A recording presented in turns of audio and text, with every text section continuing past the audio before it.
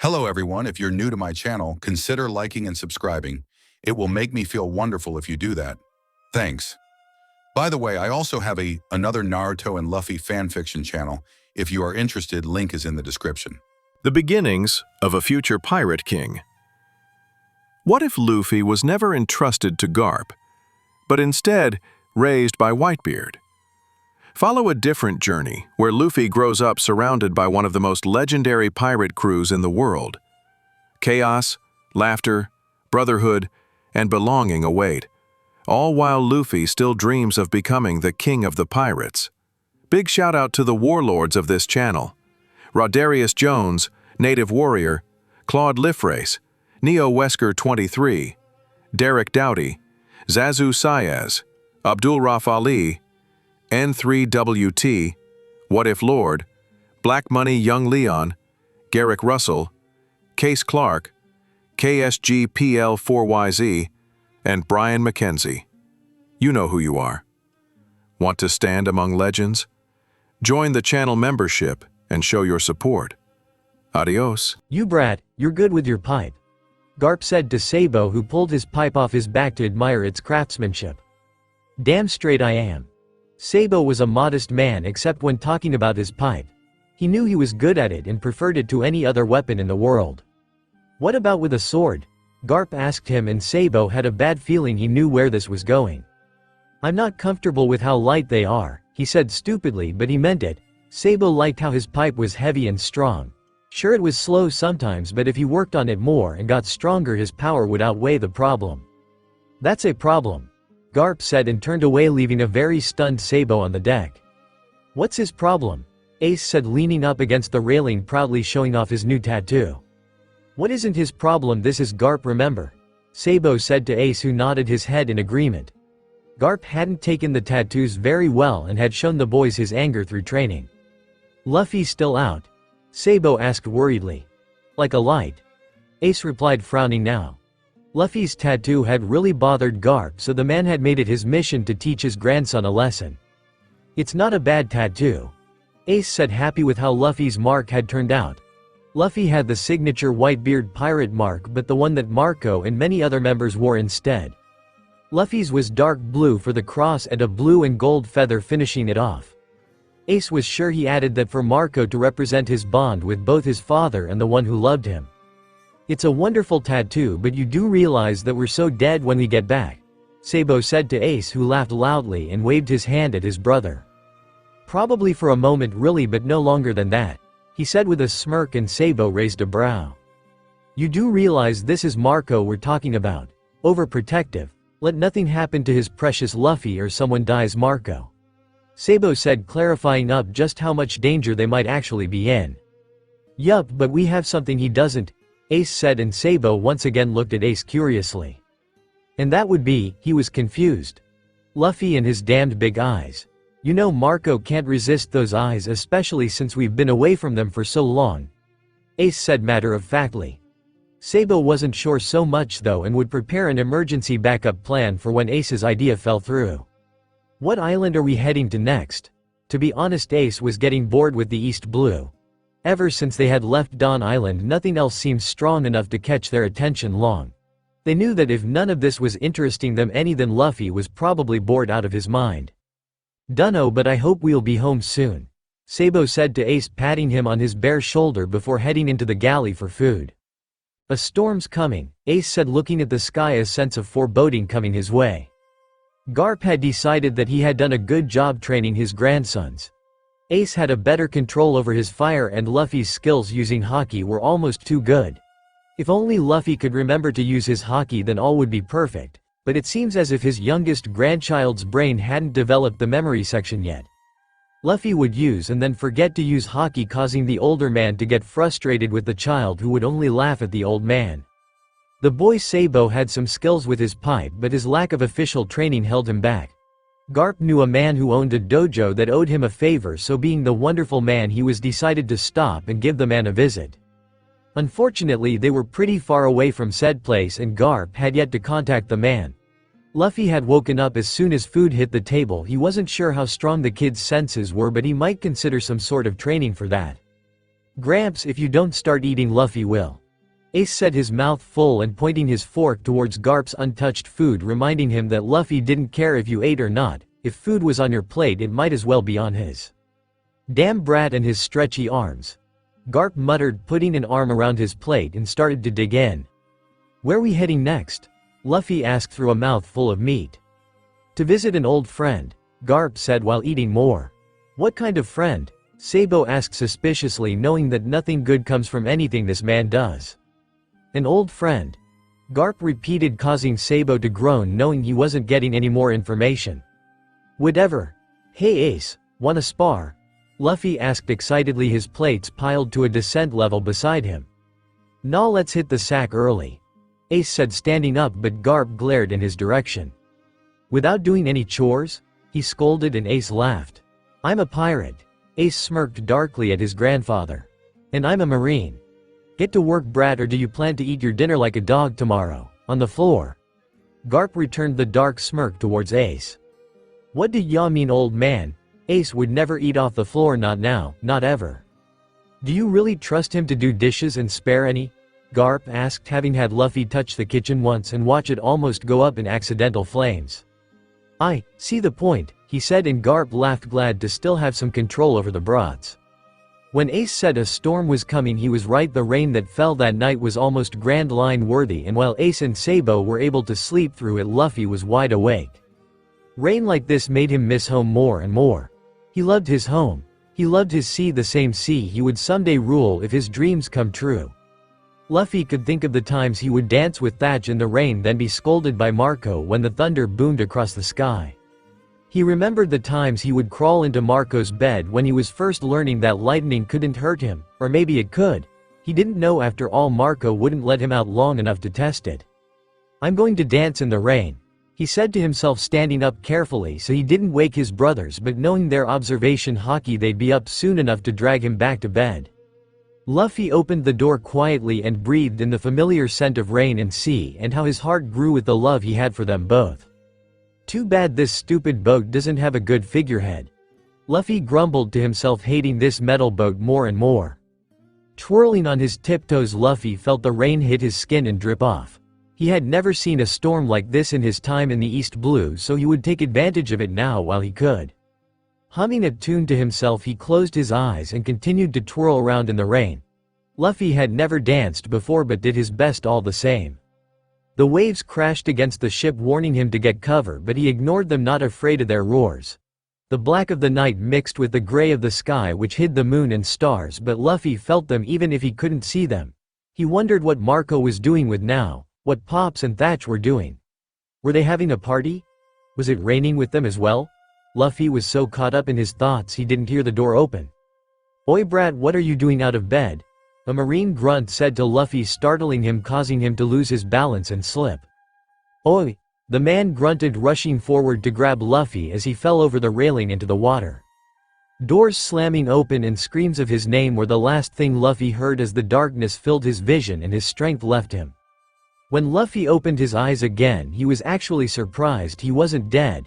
He was pretty sure he had dropped off the marine vessel, and his ability meant he couldn't swim. So since he fell and he can't swim, how the hell was he alive?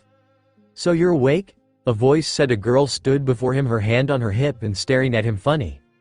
What happened? Luffy said, numbly rubbing his eyes. Man, was he ever tired? That's what I want to know. Here I am working my butt off, heading towards a ship's light in the dark, and you seem to wash up, Tosh said, watching him carefully. You were heading towards a ship? He asked her, and she smirked. It's not every day a ship keeps their lights on all night. I figured I could rob them blind and be out of there before morning, she said, a dark smile on her face. You rob ships? He asked, and she frowned at him. I only steal from pirates, she said, distaste clear on her face and in her voice. But that was a marine ship, Luffy said, knowing it was his grandpa's ship. You're a marine? She asked him in surprise, looking him over and hearing him laugh. Nope, but I'm stuck with them for now, he said, and smiled a bit. Where are we? He asked her, hoping he was relatively safe. We're on a random ship. I sweet-talked the captain, but we're leaving now, she said, pulling him up, and that's when he realized he was missing something very important. My hat, Luffy screeched out, thinking his hat had drowned with him. Your what? She asked, impatience in her voice. My hat, he said, tears filling his eyes at the thought of losing it. You mean this? She asked, picking it up off of the desk and throwing it to him as he smiled brightly at her. Thank you so much. If I had lost this I would have never been able to be anything, he said to her, and she smiled at him. It's just a hat, she said, but her smile was there. No, it's my treasure, he said, and her eyes widened before becoming gentle. Let's go, I've robbed as much as I can from these nobodies. It's time to make our escape. She smirked at him before winking. Sure, I need to get back to my grandpa, Luffy said, and she stopped him, putting her hand forward and one on her hip. So if I bring you home, will your grandpa give me a reward? She asked slyly, and Luffy wasn't too sure of the answer. Probably, he said, shrugging, but belly signs formed in her eyes and she smiled sweetly at him. Then let's get you home, she said, and Luffy just chuckled. Where do you think you're going? A voice said behind her, causing her to freeze. We're leaving, Luffy said casually, causing the man to frown and glare.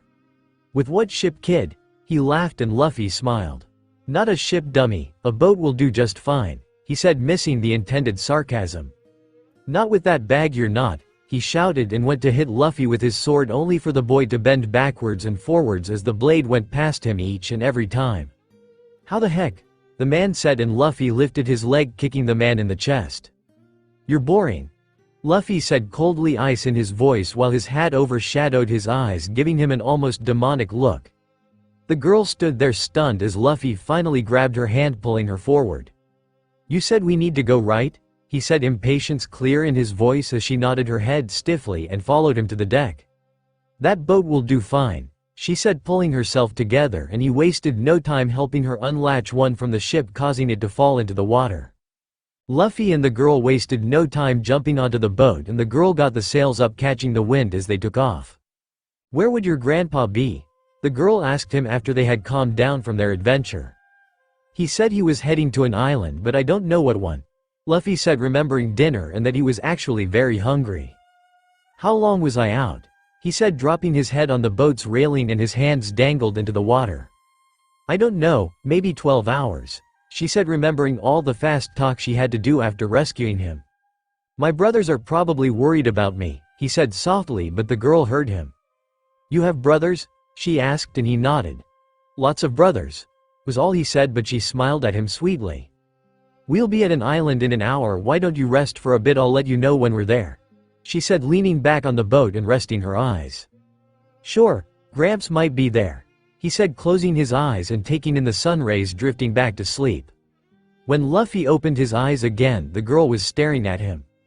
Morning, he said, and she blushed slightly, turning her eyes away from him. It's afternoon, dummy, she scolded, and he laughed.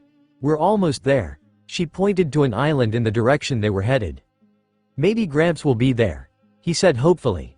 If not, we can leave a message for him, she said, and he nodded at her, giving her a grin. Getting to the island was easy, and thankfully no one seemed to care that two teenagers just docked a random boat at their shores. What a peaceful island, the girl said thankfully, but Luffy scowled. I'm tired of the peace, he said, really missing home. Hey, what were you doing that night that made you fall in the water? She was a little curious now, knowing he was an idiot. I was dancing in the rain, he said, blushing slightly. You dance? She asked, surprised, but he laughed. Nope, I suck real badly, he said, and she sweat dropped at that statement. That's why you fell over? She asked slowly, but he shook his head. I slipped when some idiot startled me. I honestly thought I was going to die, so maybe you're an angel sent down to rescue me, he said, seriously looking at her with wide eyes. I'm human, idiot, and call it a lucky coincidence. I'll probably never save your life again, she said, and he laughed. You never know, he said, and she shook her head. Who the hell are you? Someone said to them, and Luffy looked around for who was talking. I said, who the hell are you? This time a man with green hair and 3 swords walked up to the little group, his arms crossed and a glare on his face. Who are you? Luffy asked, his face going blank. I asked first. The man snarled, but Luffy didn't flinch. But I asked second, he said, as if his logic was correct. But I asked you first, he said louder, just as Luffy was about to open his mouth to argue back. The girl punched him over the head. Idiot meat dummy, she said as Luffy grabbed the growing bump. He's here looking for his grandfather, she said, crossing her arms and looking at the green-haired man. And why should I care who he's looking for? The man yelled at her, receiving a punch on his own head. Don't spit in my face, you barbarian, she shouted at him, making him growl at her. Is there a problem here? A man wearing a yukata asked, stepping forward. Nope, nothing to worry about, the girl said, waving her hands at the man who smiled at her, his eyes closed. I see. Zoro, are you picking another fight with a stranger? He asked the man who stood up, his bump smaller now. He feels funny, Zoro said, glaring at the straw-hatted boy. I feel funny? Luffy asked, confused. You feel funny, he repeated, turning away but never taking his eyes off of the boy, his hand on his sword. Where are you from, child? The man asked, and Luffy smiled, ready to tell them. We're just looking for his grandpa. The girl cut in before Luffy could say anything. Well, what is his name? I'm sure we can contact him for you, he said, and Luffy smiled wider. Really, Pops? Thanks, his name is Garp, Luffy said, and the man's expression changed. I know your grandpa, he planned to make a stop here but his grandson had gone missing, he said, and Luffy laughed. Yeah, I had an accident. Zoro just watched him even more carefully, wondering how a man that looked so weak could feel so powerful. I'll contact him as soon as possible, the man said, turning away from the group, directing Luffy to follow him back to his dojo. Looks like my work is done, she said, stepping back, and Luffy frowned. Hey, what's your name? He asked her, and she smiled widely and winked before saying her name. I'm Nami and I love tangerines and treasure, she said, and Luffy smiled at her. I'm Monkey D. Luffy, he said simply, and she smiled very softly at him. I was hoping to get a nice payment for returning you to your family, but should we meet again I'll collect it, she said to him, and he nodded. Here, take this. Luffy reached into his pocket and pulled out a small tiara. I picked it up on the D. Cool. He threw it at her and she barely caught it, fumbling with it in her hands. What's this for? She asked him, and he laughed. My down payment for returning me. Also, I think a crown would look nice on you, he said, and turned away, waving to her as a blush formed on her cheeks, and the man Zoro glared at them both. Are you done chit-chatting? Let's go already, he said in annoyance, and followed his teacher towards the dojo, a laughing Luffy right behind him. Meanwhile, on the marine ship, you call them? Sabo said, pushing the phone towards Ace, who shook his head and pushed it back to Sabo. Nope, you do it, he said, and Sabo began to sweat. I honestly don't feel like dying, he said to Ace, who nodded his head. Do we really need to tell them? Ace asked, and Sabo had thought about not telling them, but Garp had demanded it be done. Whitebeard's eyes are everywhere. If he can contact one of his East Blue allies, then Luffy will be found quicker. The only problem with this plan was that they needed to tell them in the first place. Let's do it together, that way we at least die together, Sabo said, but he knew there was no way to escape this. Both boys took a deep breath as they picked up the phone's dial and waited in dread for the phone to be answered. Hello, Yui, Marco said over the line, and they could hear how happy he was to talk to them. Hey Marco, Ace started, but a lump formed in his throat. What's up, brats? Thatch said over the line, and Sabo took a deep breath before saying the words he didn't want to say. Luffy's missing. Thatch heard those words from the boys and watched as blue and gold flames began to lick over Marco's body, making Thatch instantly grab Marco's wrist to hold him still. What do you mean he's missing, Yui? He all but snarled at the boys, but the snail flinched, showing the effects it had on the teenagers. He snuck out of his bed at night, Sabo started, but Marco glared at them still. It was a storming out, and you know what he's like. He likes rain for some odd reason, Ace said in his defense. That doesn't explain why he's missing, Thatch said to the boys, who frowned. He fell off the ship, Sabo said, and Marco paled. Luffy was a fruit user, and him falling off the ship in a storm had always been his worst nightmare. It also could mean instant death for the boy. I'm coming to you, Yui, he said, trying to turn himself into a phoenix, but found he couldn't. We'll discuss it with Pops. For now, keep us updated, alright brats? Thatch said, but was giving Marco a hard stare. Thanks Thatch and Marco, we'll find him, Ace said seriously to the man as Thatch hung up the phone. How are you holding back my powers, Yui? Thatch had never been able to do this before. Sea stone ring handy, isn't it?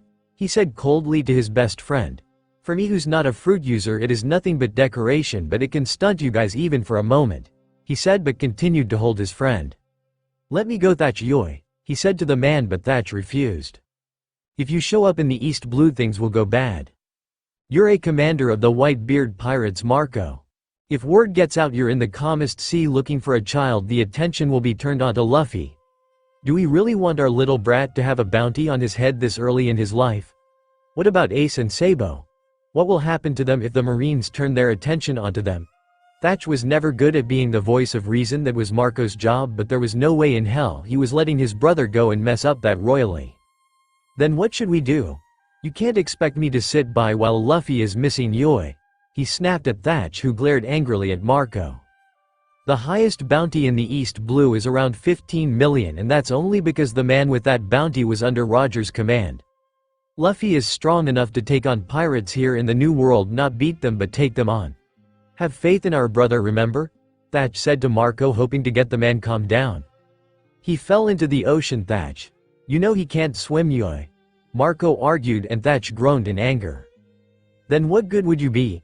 Last time I checked, you and water aren't exactly friends either.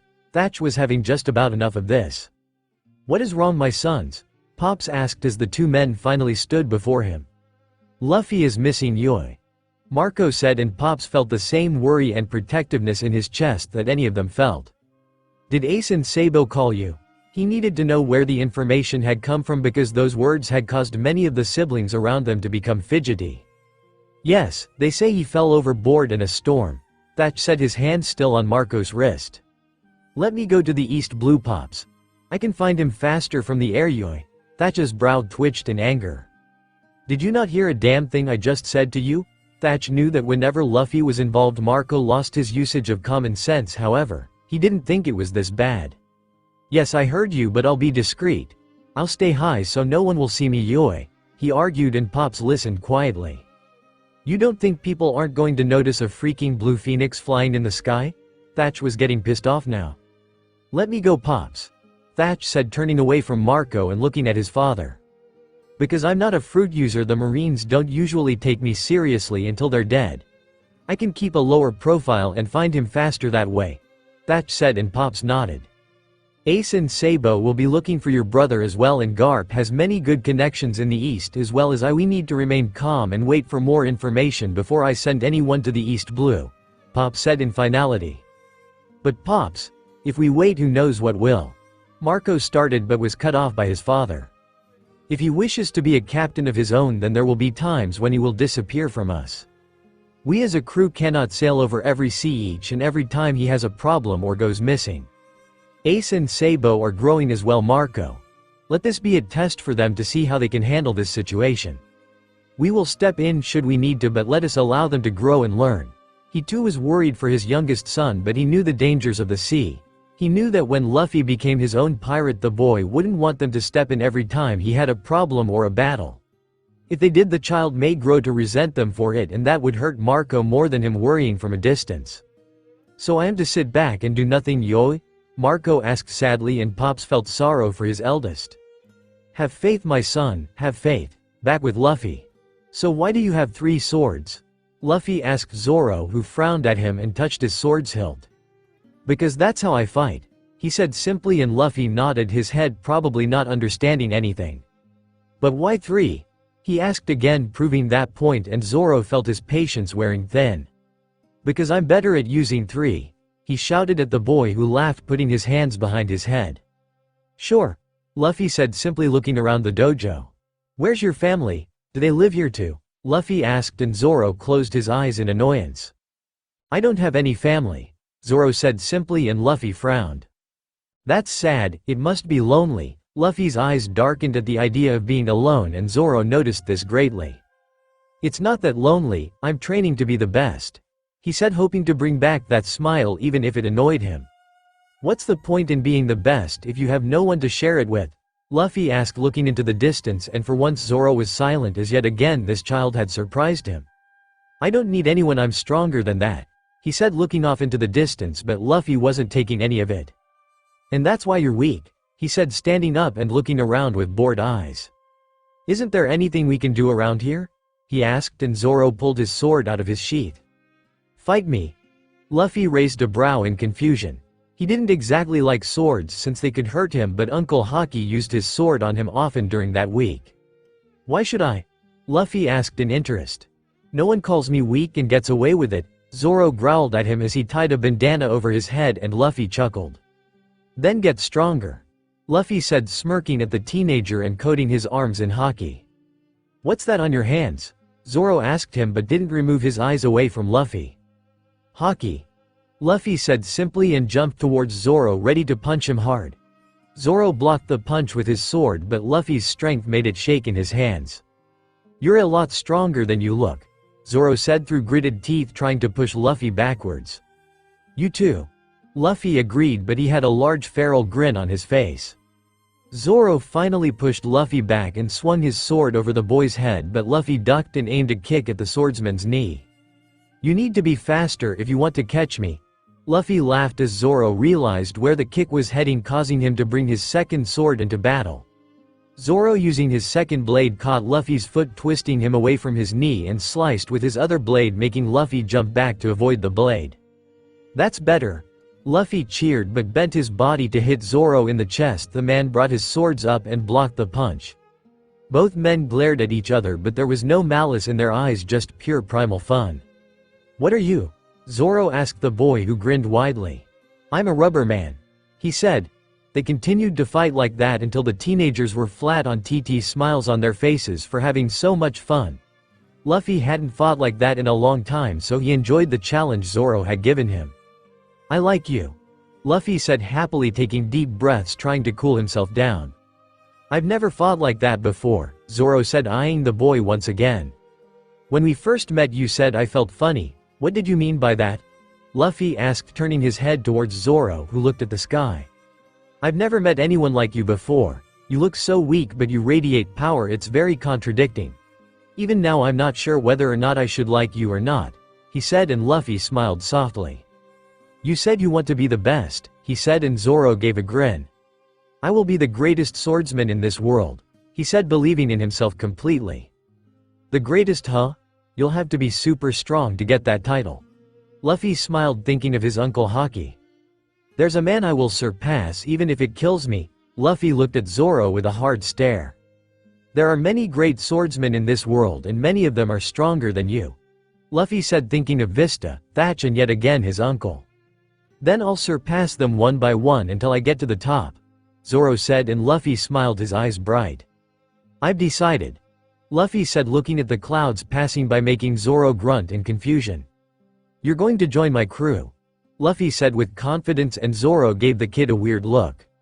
You're like what, 14? He said, rolling onto his side to look at the kid better. So what? I'm going to be the king of the pirates, and the king must have the best. The looks Zoro gave the boy was almost too comical for Luffy to stand. I'll never be a pirate, Zoro said, sitting up. Oh come on, it'll be fun, Luffy whined, and Zoro felt conflicted on the kid's strength once again.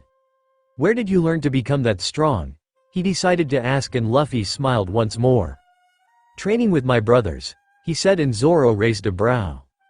Are they strong? He asked, thinking of the way the boy fought. Stronger than I am. Zoro smiled at the thought of fighting them. I'd love to meet your brothers, he said eagerly, but Luffy laughed. Once you join my crew you can. Zoro crossed his arms and looked at the boy. And if I join your crew, what do I get? He asked the kid, who looked up at him from under his hat and grinned. I know plenty of strong swordsmen in the world, especially my uncle.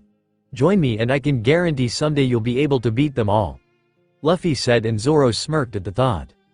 Your uncle, what's his name? Zoro asked, and Luffy laughed. Uncle Haki. He cheered, but Zoro frowned, never hearing that name before. He better be as strong as you say, Luffy laughed softly, looking at his new friend. He's better. Are you planning on becoming a captain right now? He asked Luffy, who shook his head.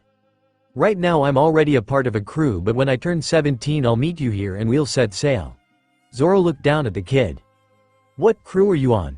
Isn't your grandpa a marine or something? He asked Luffy, who smirked. Gramps is a marine, but I was a pirate long before I met him. I'm part of the White Beard crew, Luffy said proudly, and Zoro's eyes widened. You're lying, he shouted as Luffy took his shirt off and pointed to his mark. Pops and the others are my family, but I can't stay with them and still become the king. Zoro stared wide-eyed at the mark, proving that this child was one of the ruling emperor's crewmates. That's why you're so strong, he whispered, and Luffy shook his head in anger. No, I'm strong because I want to be. Pop's name is of family but not of my power, he said seriously to Zoro, who looked at the boy in front of him. Someday I'll become even stronger and I'll get that strength with my nakama, he said, and Zoro felt a bit of respect for the boy. When I'm 17 we'll meet here and set sail, he repeated firmly to Zoro, who looked at the hand reaching out to him. Aye, Captain, he said, grabbing the hand, agreeing to the words spoken. Now where's the food? I'm starving, Luffy practically screamed, running back through the halls looking for anything edible. Zoro was left there to question just what he had gotten himself into, but he couldn't stop the smile from forming on his face. This child was very persuasive. With Garp had felt his heart grow lighter once he had heard Luffy had been found. You're sure it's him? Garp asked over the transponder snail, and the snail nodded its head. Positive he came with a girl, she seemed to be the one who found him, he said, and Garp laughed. I'll have to thank her someday, he said. I believe the boy already did. The man laughed softly, and Garp raised a brow at that statement. How did he do that? The snail smiled. He gave her a crown and made her blush. Garp laughed even louder at the image. A future granddaughter-in-law, eh? He said with a wide smile. Don't get ahead of yourself, Garp. The boy seemed rather oblivious to her blushing. I have him here at my dojo. He appears to be making friends with one of my students.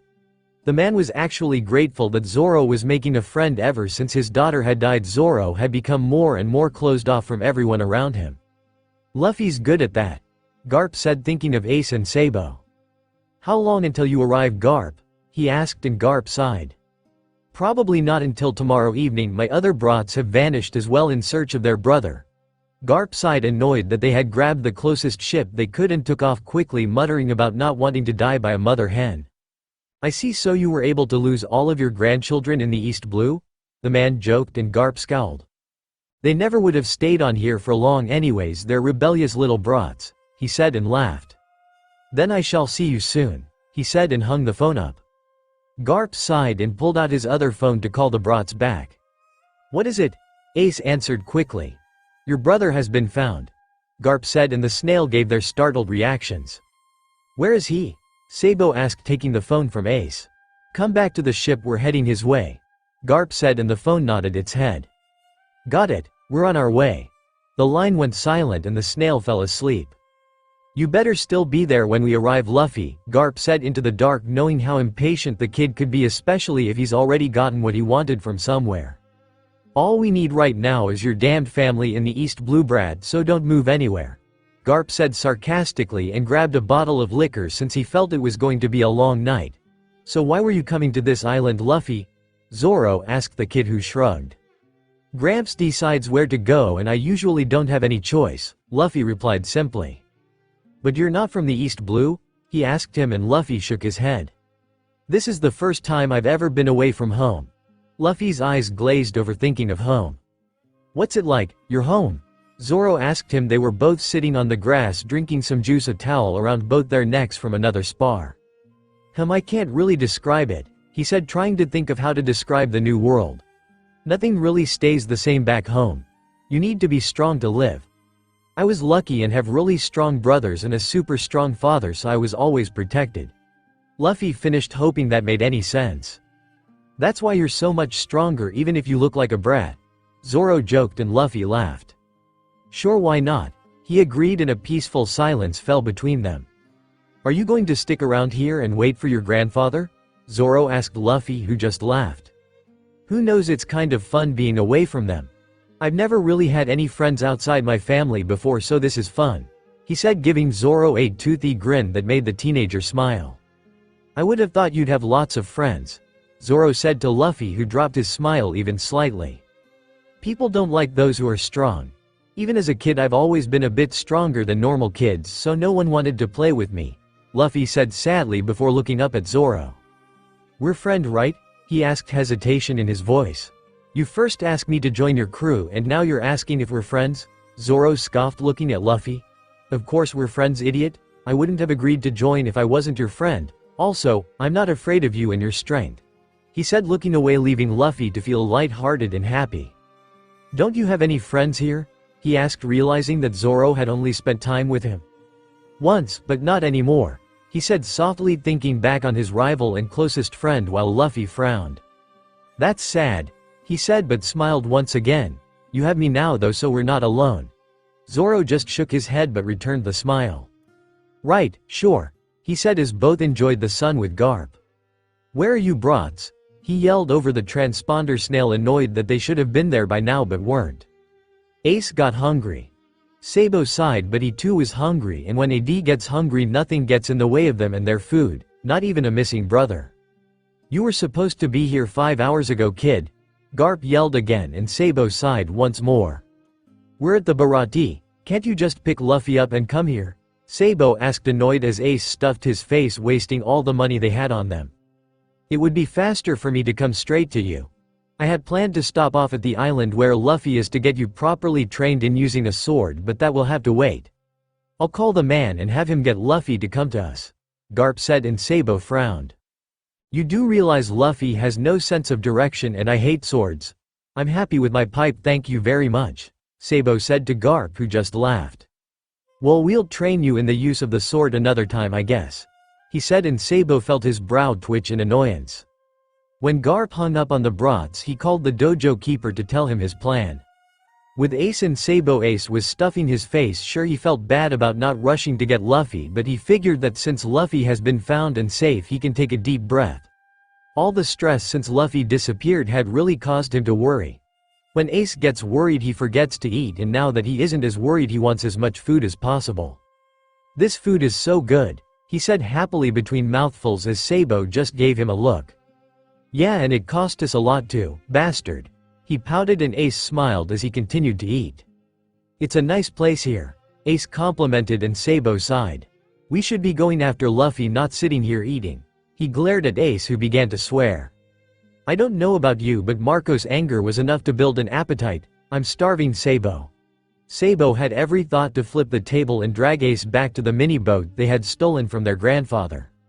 If he goes missing again trying to get to us, I'm not saving your ass for Marco, he threatened, and Ace paled, causing Sabo to smile, glad he got at least that from his brother. You wouldn't really give me to Marco, would you? Ace asked hesitantly, putting his fork down, and Sabo smirked from under his top hat. Watch me. Back with Luffy. What do you mean I got to meet them somewhere else? Luffy was having fun here with his new friend and first nakama. Your grandfather wants you to go to the Bharati, where apparently your brothers are waiting for you, the man said, and Zoro raised a brow. You have brothers here with you? Zoro asked, and Luffy nodded. Yeah, my 2 older brothers came with me on this trip. Zoro nodded, accepting it. Looks like I have to go, Luffy said, not that happy about leaving. We'll meet again, Zoro said, giving his hand to the boy captain in the making. When I'm 17 I'll meet you here, Luffy said, grabbing his hand in agreement. Then we'll set sail. They grinned at one another before letting each other's hand go. The dojo master had a small smile on his face at the exchange. Luffy waved goodbye as he was taken towards the docks. Are you sure you'll find your way? The man said, and Luffy smiled. Nope, but I'll try. The man felt bad for Garp having a grandson with no directional skills, but then again he had a student much worse than this boy. The man headed back to his dojo as Luffy was looking to pick out a small boat he could borrow when he saw the one person he thought had already left. Oi! Nami! He shouted at said girl, who turned quickly in surprise. Luffy? She said, not expecting to run into him again. I thought you'd left by now, he said to her, and she smirked. I was at the town close by making some exchanges, she said cautiously. Why would you do that? He asked her, but she turned away. Nay, can you give me another lift? He asked her with his puppy eyes. Depends. How much are you willing to pay me? She asked him, a dark shadow over her eyes. I thought I already did with the crown, he said, confused, but she put her hands on her hips and shook her head. That was for saving your life and bringing you here. I expect more for this other job, she said to him, and he frowned. My grandpa is a vice admiral. I'm sure he has something to give you if you bring me to him, Luffy said, and belly signs filled her eyes. A vice admiral, you said? All right, fine, get in. If I don't get anything from this, I'll take your head. Sound fair? She asked sweetly, and he laughed. Yup. The pair set off into the sea. They were silent for a little while, but finally neither could take it anymore. Why did you ask me to take you? Why not just go yourself? she finally asked, and Luffy tried to think about it. I'm not good at directions, and the way I learned how to sail the sea is very different here than it is back home. Where are you from exactly? She knew his grandfather was high in the marine ranks, so he could be from anywhere. The Grand Line, he said simply, but her eyes widened. That place is called the Pirate's Graveyard, she screeched at him, and he laughed. It usually is. If you're not strong enough you'll die, he said simply, laughing more as she paled. And you were born there? She asked him, and he shrugged.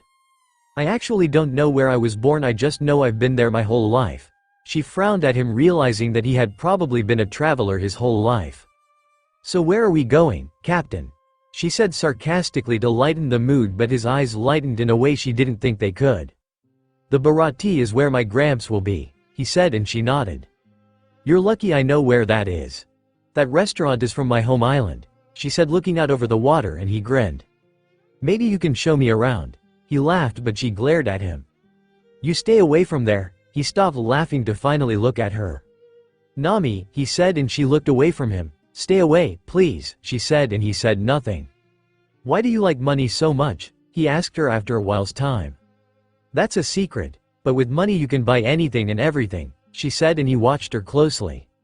Money won't buy you freedom, he said simply, and her eyes widened. And what would you know about that? She yelled at him, but he shook his head. Freedom can't be bought but can easily be taken.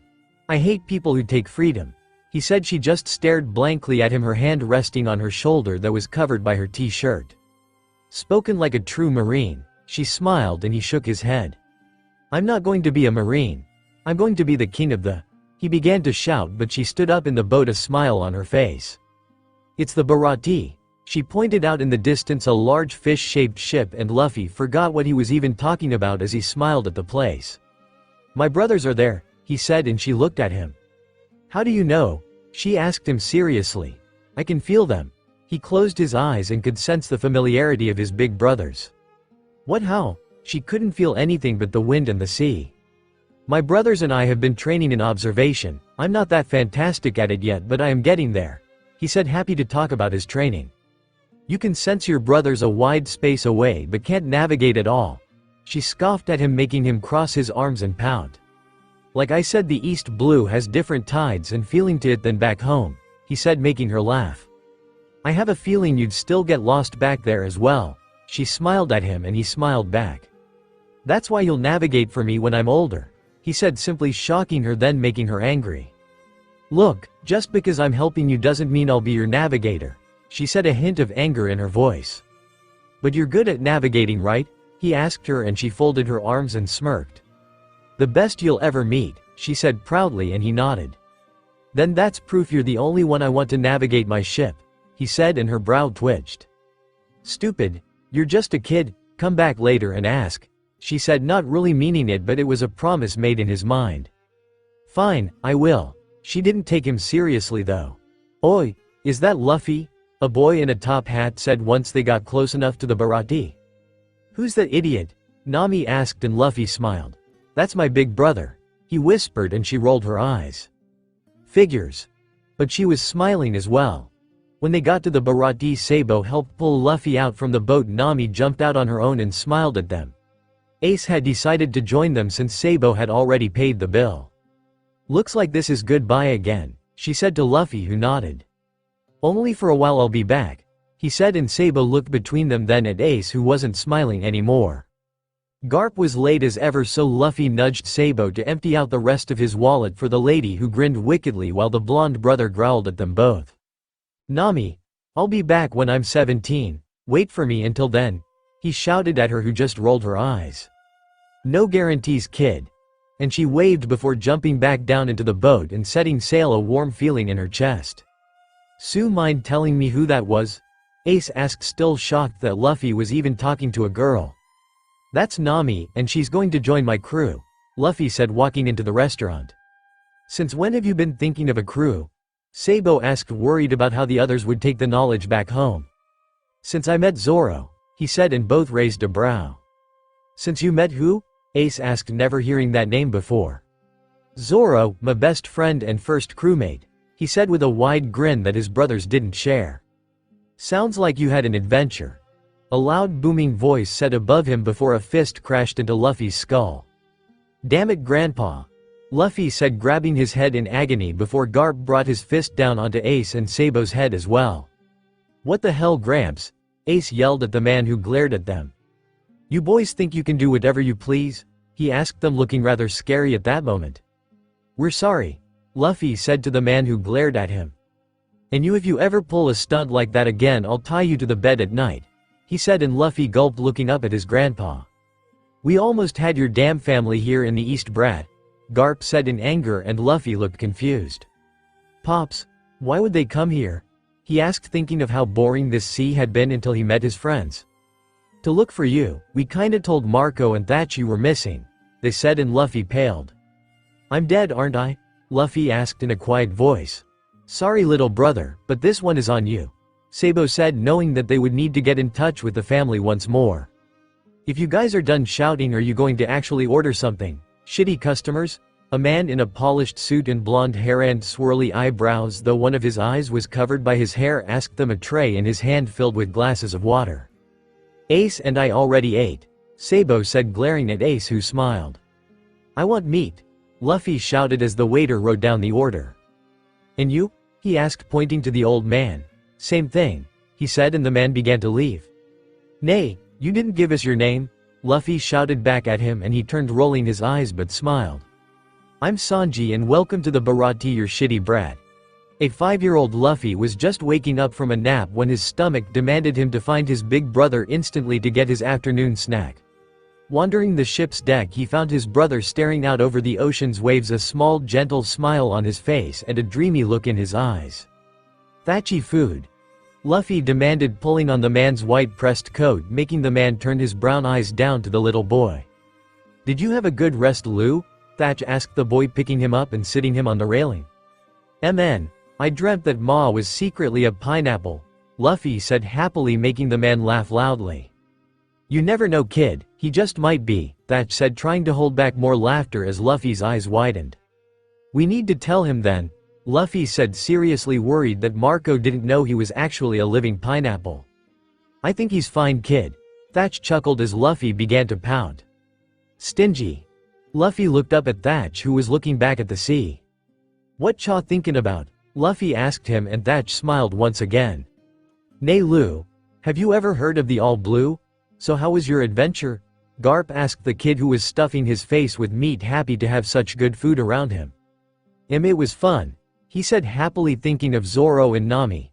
Luffy had always had brothers but never friends. "You made a friend?" Sabo asked hesitantly, and Luffy stopped eating as a grin filled his face. "My best friends." Sabo wasn't sure how he felt about that. Luffy had always been just his and Ace's, they had never had to share him before with anyone. Marco doesn't count. "What are they like?" Ace asked, feeling much the same way as Sabo. "Well, you met Nami. She's pretty and smart. She saved me from the ocean when I fell in," Luffy said, and Garp laughed. "It appears that I missed out on a pretty girl." Ace looked at Sabo funny before leaning over towards him. "If Marco ever finds out he's interested in a girl," Ace started, but Sabo elbowed him. "He never said he was interested," Sabo interrupted him, rolling his eyes. "Whatever, if Marco ever found out he's hanging out with a girl, he'd probably freak." Ace chuckled, knowing just how protective the man was. "She's a bit scary though," Luffy continued on, thinking of how angry she could get, "and greedy. She loves money." Luffy finished thinking over Nami fully. "So that's why she demanded me to pay her," Sabo scowled, remembering how he gave her the rest of his cash. "Yeah, even though I gave her a crown already," Luffy exclaimed, and Ace's smile grew slyer. "Not interested, huh?" Sabo frowned slightly, knowing Marco wasn't going to like this at all. "What about your other friend?" Sabo asked, remembering Luffy said he had 2 new friends, and frankly he was tired of the girl talk already. His name is Zoro, he's really strong. Someday we're going to set sail," Luffy said happily, and Garp raised his brow. "Set sail? Where to, Luffy?" he asked the boy, who missed the danger in his voice. "I'm going to meet Zoro on his island and we'll set sail to become pirates," Luffy said with a smirk, his eyes dancing dangerously before a wooden peg came and hit his face down to the table. "Stop yapping, Brad, and eat up. I won't forgive any of you lot if anything's wasted," A man with a chef's suit and a high baker's hat said as he put his peg leg back down on the floor and pulled on his braided mustache. "What the hell, old man?" Luffy shouted, turning his neck like an owl towards the man that kicked him. "Manners like that, I'd think you a pirate, kid. You're raising them wrong, Garp," the man said, turning his sharp eyes towards Garp, who crossed his arms and leaned back in his chair. "Ace, calm down," Garp said as Ace burned the tablecloth into ashes, his deep brown eyes sparking in anger. "He hit Luffy." Ace snarled, his shoulder flaring up threateningly. People started to look and move away from the commotion. "Technically he kicked him, but really it doesn't matter much either way," Sabo said, his hands black with haki, ready to fight should he need to. "Haki in a child that young? You may not be raising them right, but you're training them well," the chef master observed with a grin at the boy. "He didn't train us like that," Luffy said in a dangerously flat voice. "Pops and my brothers did." Luffy finished, turning his own hands black. "We are the sons of Whitebeard," Ace proclaimed, making many whisper, putting their hands to their mouths in wonder and fear. "Well, that's surprising, didn't know Newgate took kids in," the man said, curious as Garp had yet to say a word about this. "He doesn't, we're the exception to the rules," Sabo said to the man who laughed. "When you're a pirate, kid, there aren't any rules," he said to the three, who smiled and nodded in agreement. "Didn't expect you to become a decent man, Zeph," Garp said, turning his eyes towards the man who laughed. "Found myself a nice eggplant to change my ways." Garp raised a brow in confusion before a plate was thrown at the chef's head.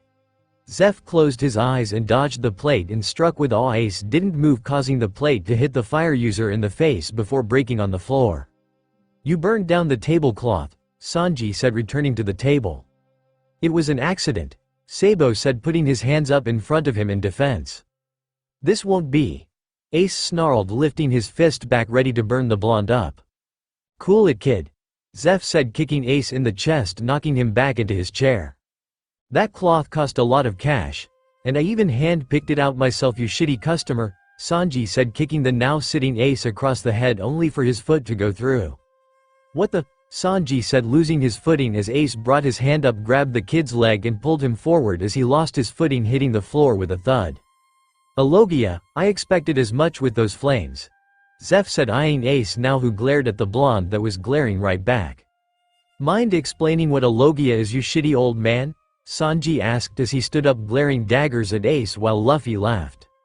"Maybe another time, brat," Zeph said, off-handedly, making Sanji growl in anger. "Your brat's eaten all of the food. I hope you don't mind," he said as Ace and Sabo turned to look at the empty table in front of them. "When the hell did he do that?" Sabo groaned, knowing very well that it was because they took their eyes off their meals. "Luffy, I was still eating all that," Ace yelled at the boy, who laughed. "Next time you better be faster then," he said, and Ace's brow twitched under his orange hat. "You really ate all of that?" Sanji asked, his visible eye wide in shock. "My big brother told me never to waste food, so I don't."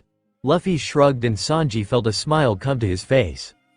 "Was it one of them?" Sanji asked, pointing his thumb towards the two, and Luffy laughed. "Nope, it was my big brother Thatch," Luffy said softly, thinking back on his big brother, wondering how he was doing. "Commander Thatch, so you really are Whitebeard's sons?" Zeph said. Luffy nodded, but Garp sighed. "It's best we have this conversation elsewhere. We're scaring the customers away, and I don't really want them to have a bounty on their heads yet," Garp said, standing up, signaling the boys to do so as well. "Oi, old timer, you know a lot about pirates?" Luffy asked once they were upstairs away from the restaurant. "That's because this guy was once one," Garp said, sitting on a chair in the room, watching the man carefully. Luffy sat down beside Sanji by the window, and Ace and Sabo leaned up against a wall. Sanji turned and looked at Luffy carefully. The boy didn't look strong, but really neither did he, and he could still kick you through 3 walls. "Are you really actually a pirate?" Sanji asked him, and Luffy smiled, standing up and removed his shirt, showing his tattoo. "That's Pop's mark. I'm his son, but I won't always be on his crew," Luffy said, and Zeph smirked, liking the kid's attitude. "We're staying. I'm quite happy being on his ship," Sabo said, and Ace nodded his head, agreeing. "You're all wrong.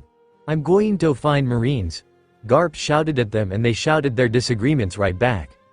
"Nay, what's your dream?" Luffy asked Sanji as he kicked his feet back and forth on the chair he was sitting on. Sanji stood up, walking away from the crowd of people, frowning, his hair overshadowing his eyes. "That's none of your business, shithead," he said and slammed the door behind him. "Damn brat." Zeph sighed, guilt filling his heart. "What's his problem?" Ace scowled, not liking the teenager much. "I like him," Luffy said, jumping up and following Sanji out the door. "That doesn't mean he likes you," Ace scowled as the door slammed behind Luffy, his laughter the last they heard as it shut.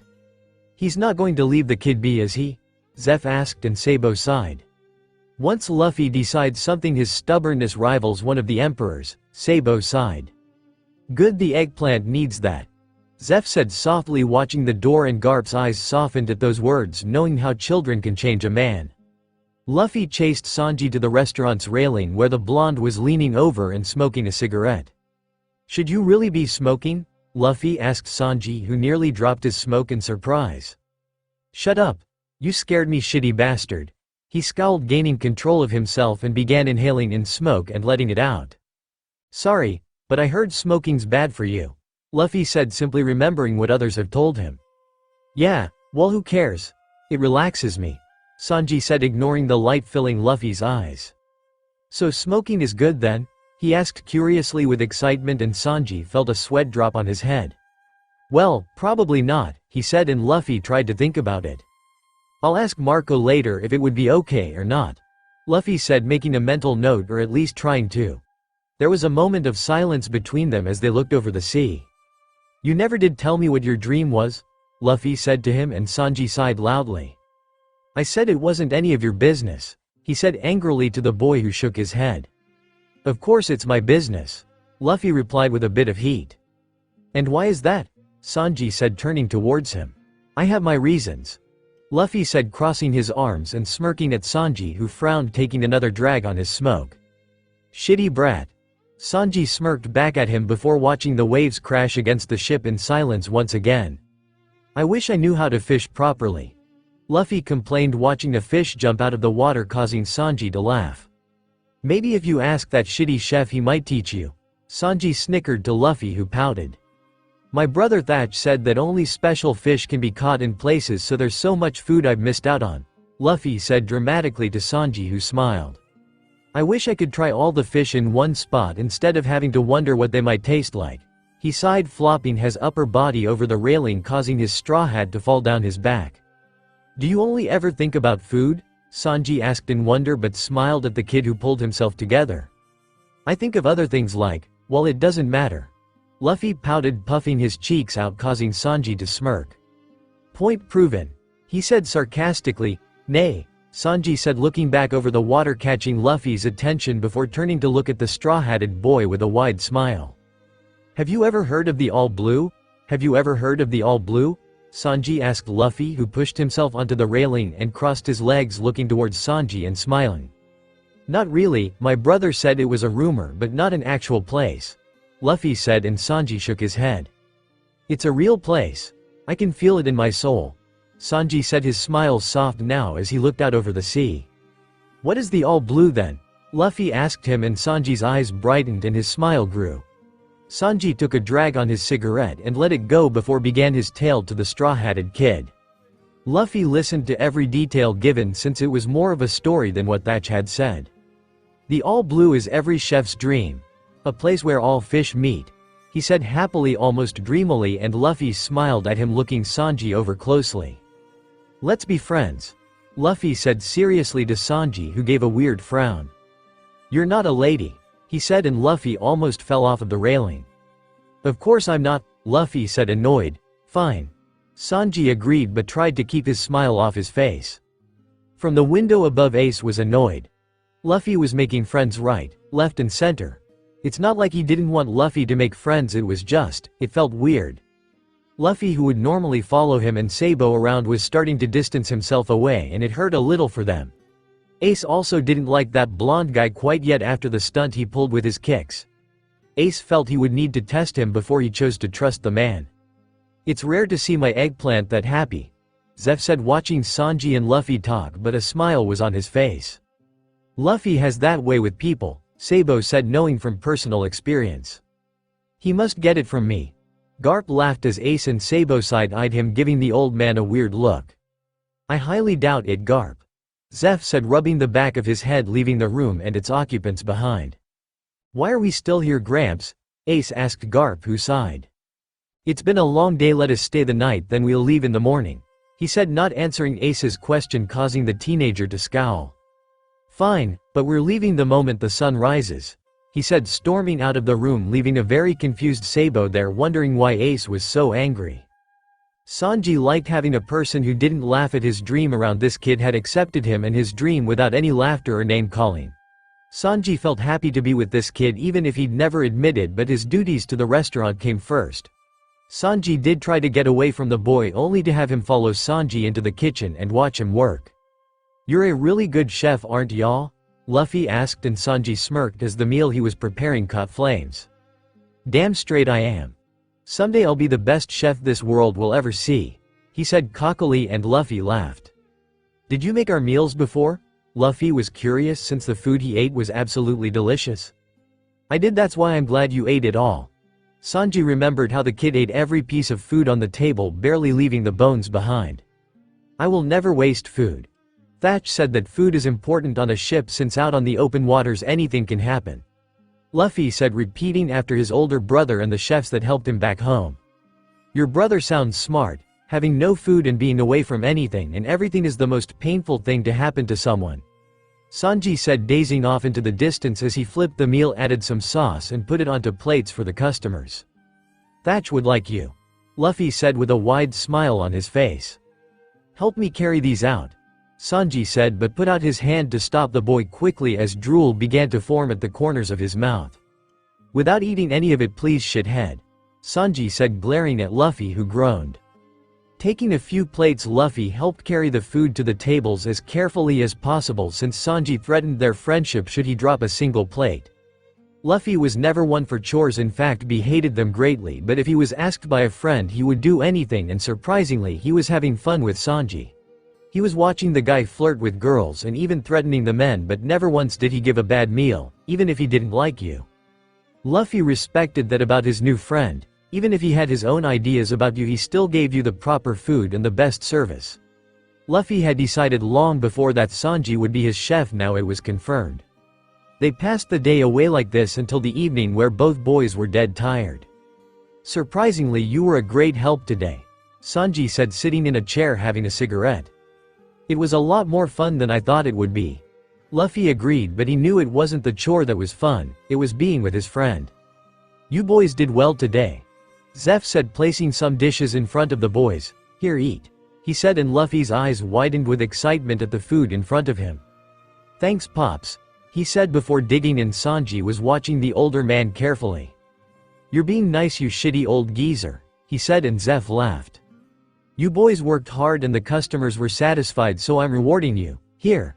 Zeph dropped a pair of tickets down in front of the boys. After you're done eating, go get dressed up. Sanji, I'm sure you can lend the boys some clothes. Zeph smiled and Sanji frowned, looking over at Luffy. What's this for? Luffy asked, looking at the tickets. A party will be happening this evening and you're both invited. Sanji will get you dressed up and you'll both be on your best behaviors. You're representing the Bharati, Zeph said, and Luffy felt excitement flow through him. He liked parties a whole lot. Awesome, but first, I should call my brothers and let them know I'm alright. I probably scared them pretty badly, he said sadly, and Sanji frowned, not liking seeing the kid sad. Alright, fine, if I have to I'll let you wear one of my old suits. Meet me in my room in about an hour, it's just upstairs, and I'll fix you up, K? Sanji felt satisfied by the smile that returned to the kid's face as he stood up and bolted to find his brothers. It's almost as if you care about him, brat, Zeph said with a sly smile, making Sanji blush. Shut it, you shitty geezer, he's my friend, and Zeph smiled at those words. Luffy found Ace and Sabo playing cards out on the deck of the large ship and smiled when he raced up to them. Guys, let's call Ma and the others, Luffy said excitedly, and the boys paled at the thought. Did we ever tell Marco that Luffy was found? Sabo asked Ace quietly, who paled even more. No, I don't believe we did, he said softly, but Luffy was impatient.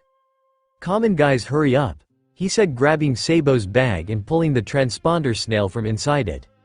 Wait Luffy. We should talk more about this. Sabo yelled but it was too late. Hello, this is Luffy and I'm going to be the king of the pirates. He shouted as the line picked up. The other side instantly laughed and cheered while others were growling. Luffy felt amazing to hear familiar voices. Hello Luffy. Care to explain where you've been, yo? Marco said in a cold voice that brought shivers up many spines. I've been on a huge adventure, ma. He shouted to Marco, missing the danger in the man's voice. One that somehow caused you to disappear for a few days? Thatch said and Luffy laughed. Aren't those the best kind of adventures? A cry of no was shouted at him, causing him to laugh. How was your adventure, my son? Pop said and Luffy smiled softly. I've made some friends. Luffy said, thinking of Zoro, Nami and now Sanji. You made some friends? Thatch asked in excitement, happy for the boy. Yeah, a swordsman, a navigator and now a chef.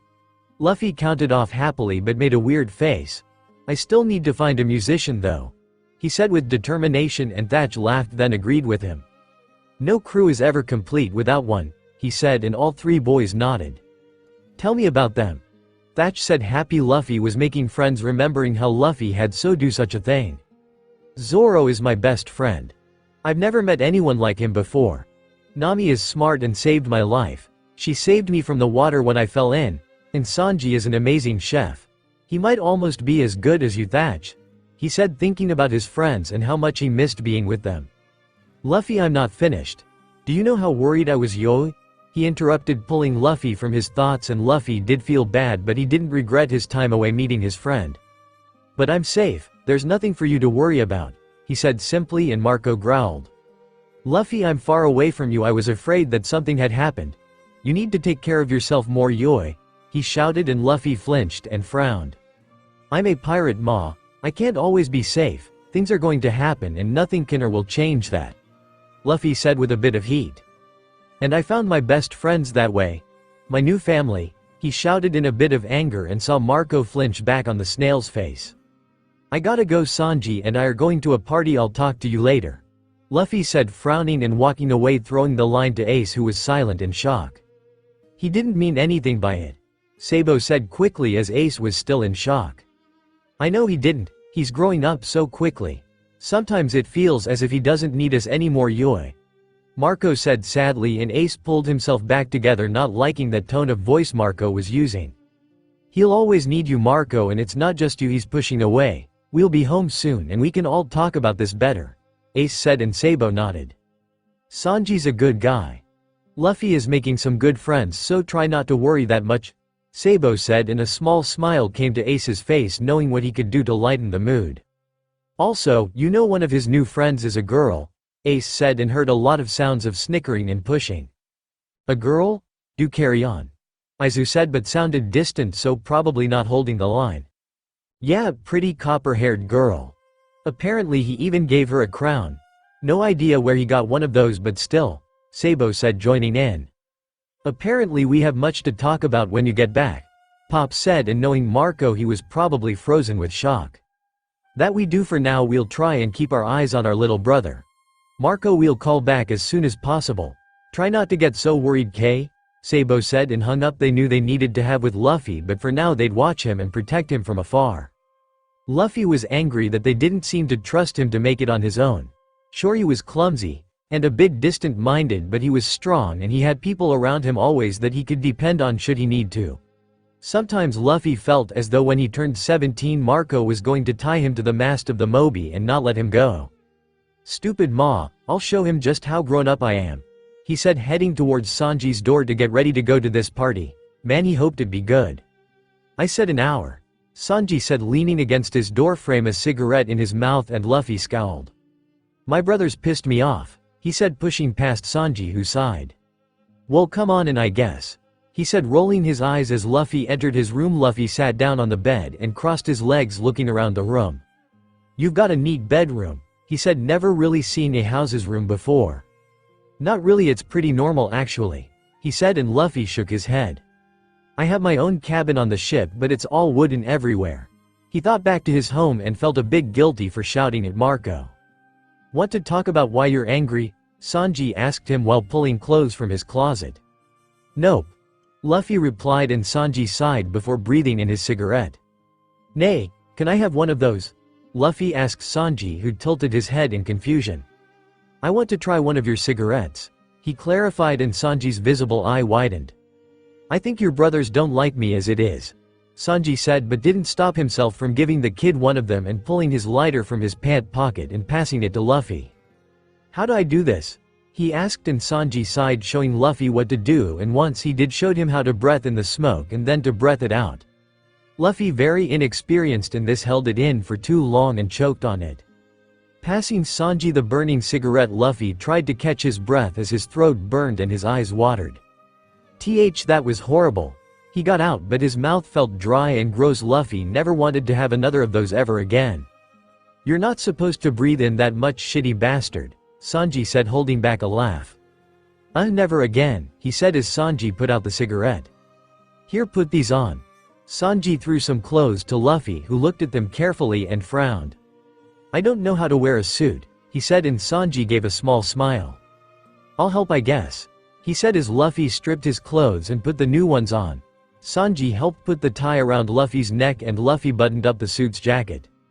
"It's so tight. Can't I just wear my t-shirt?" he whined, and Sanji growled at him. "No, you cannot. You heard that old man we're representing the restaurant," he snarled, and Luffy sighed. "All right." Sanji looked the kid over and found a suit did look good on him, but he needed more. "Sit," he commanded, and Luffy did as he was told. Sanji brought down some styling gels and a brush, hoping to fight the kid's messy hair. "This might be cold, so be patient," he said, putting some of the gel onto Luffy's hair and mixing it through the black strands of hair. "What are you doing?" he asked Sanji, who was messing up the already messy hair to form a style of some sorts. "I'm making you look good so we can charm the ladies properly tonight," he said, standing up and wiping his hands on a cloth, smiling at his work. "Shall we go, Luffy?" Sanji asked, passing a mirror to the boy to look at himself. "Yeah, let's go have a party," he said, grinning, grabbing his hat off the table and following Sanji out into the night, ready to have some fun. When Luffy and Sanji left their room, Ace and Sabo were leaning against a wall waiting for them. Luffy, in his dark black suit with a blue striped tie, looked a bit older than he was supposed to in the brothers' eyes, especially since he smelled of cigarette smoke and styling gel. "You look nice," Sabo said awkwardly and tried to smile as Luffy just smirked. Sanji helped. Ace growled quietly before scrunching up his nose. "Is that why you smell like smoke?" Ace asked, but his eyes were on the blonde, who was just watching carefully. "No, it's not like I had a cigarette or anything, really. I didn't ask to try one," he said, turning his head to the side and whistling. Sanji lifted one of his curled brows up in surprise. Ace marched over and pulled on Luffy's face. "For all the trouble you've been giving me, I'm going to tell Marco about this," he said, his black eyes darkening as Luffy grew pale. "You wouldn't," he whispered, and a small dark smile crossed Ace's face. "No, I won't." "You will," he said, and laughed as Luffy blanked out, not quite understanding Ace. "Oi Luffy, we need to go," Sanji said, putting his hands in his pockets and walking past the circus he called his new friend. "Yup, right," he said, following behind Sanji as Ace and Sabo crossed their arms. "Are we going to follow them?" Sabo asked, and Ace nodded as they both began to follow behind the boys. Luffy and Sanji had no problem getting into the party as they had tickets, but Ace and Sabo were stopped at the gate. "We're with those two," Ace said, pointing to Luffy and Sanji, who stopped and looked back at them. Sanji looked to Luffy, who gave a cocky grin. "Are they with us, Luffy?" Sanji asked him, a small smile on his face and a light in his eye. "Nope, not at all," he said before laughing and following Sanji into the party, officially leaving a shocked pair of brothers. "When we get our hands on him, he's dead," Ace said, smoke coming from his face. "Agreed," Sabo said, a blush of embarrassment on his face. "But we need to get into this party just in case." "We'll have to get creative then," Ace said, looking around, and Sabo grinned. "Well, if you don't mind, I think I have an idea." Luffy was laughing so hard with Sanji that was the first time he had ever done something like that. The look on their shitty faces. Sanji laughed and Luffy nodded. "I wish I had a camera that was amazing." He laughed out. Both boys smiled at one another before looking around, realizing they were being looked at. "Did we do something wrong?" Luffy asked quietly, his eyes narrowing, and even Sanji felt on edge.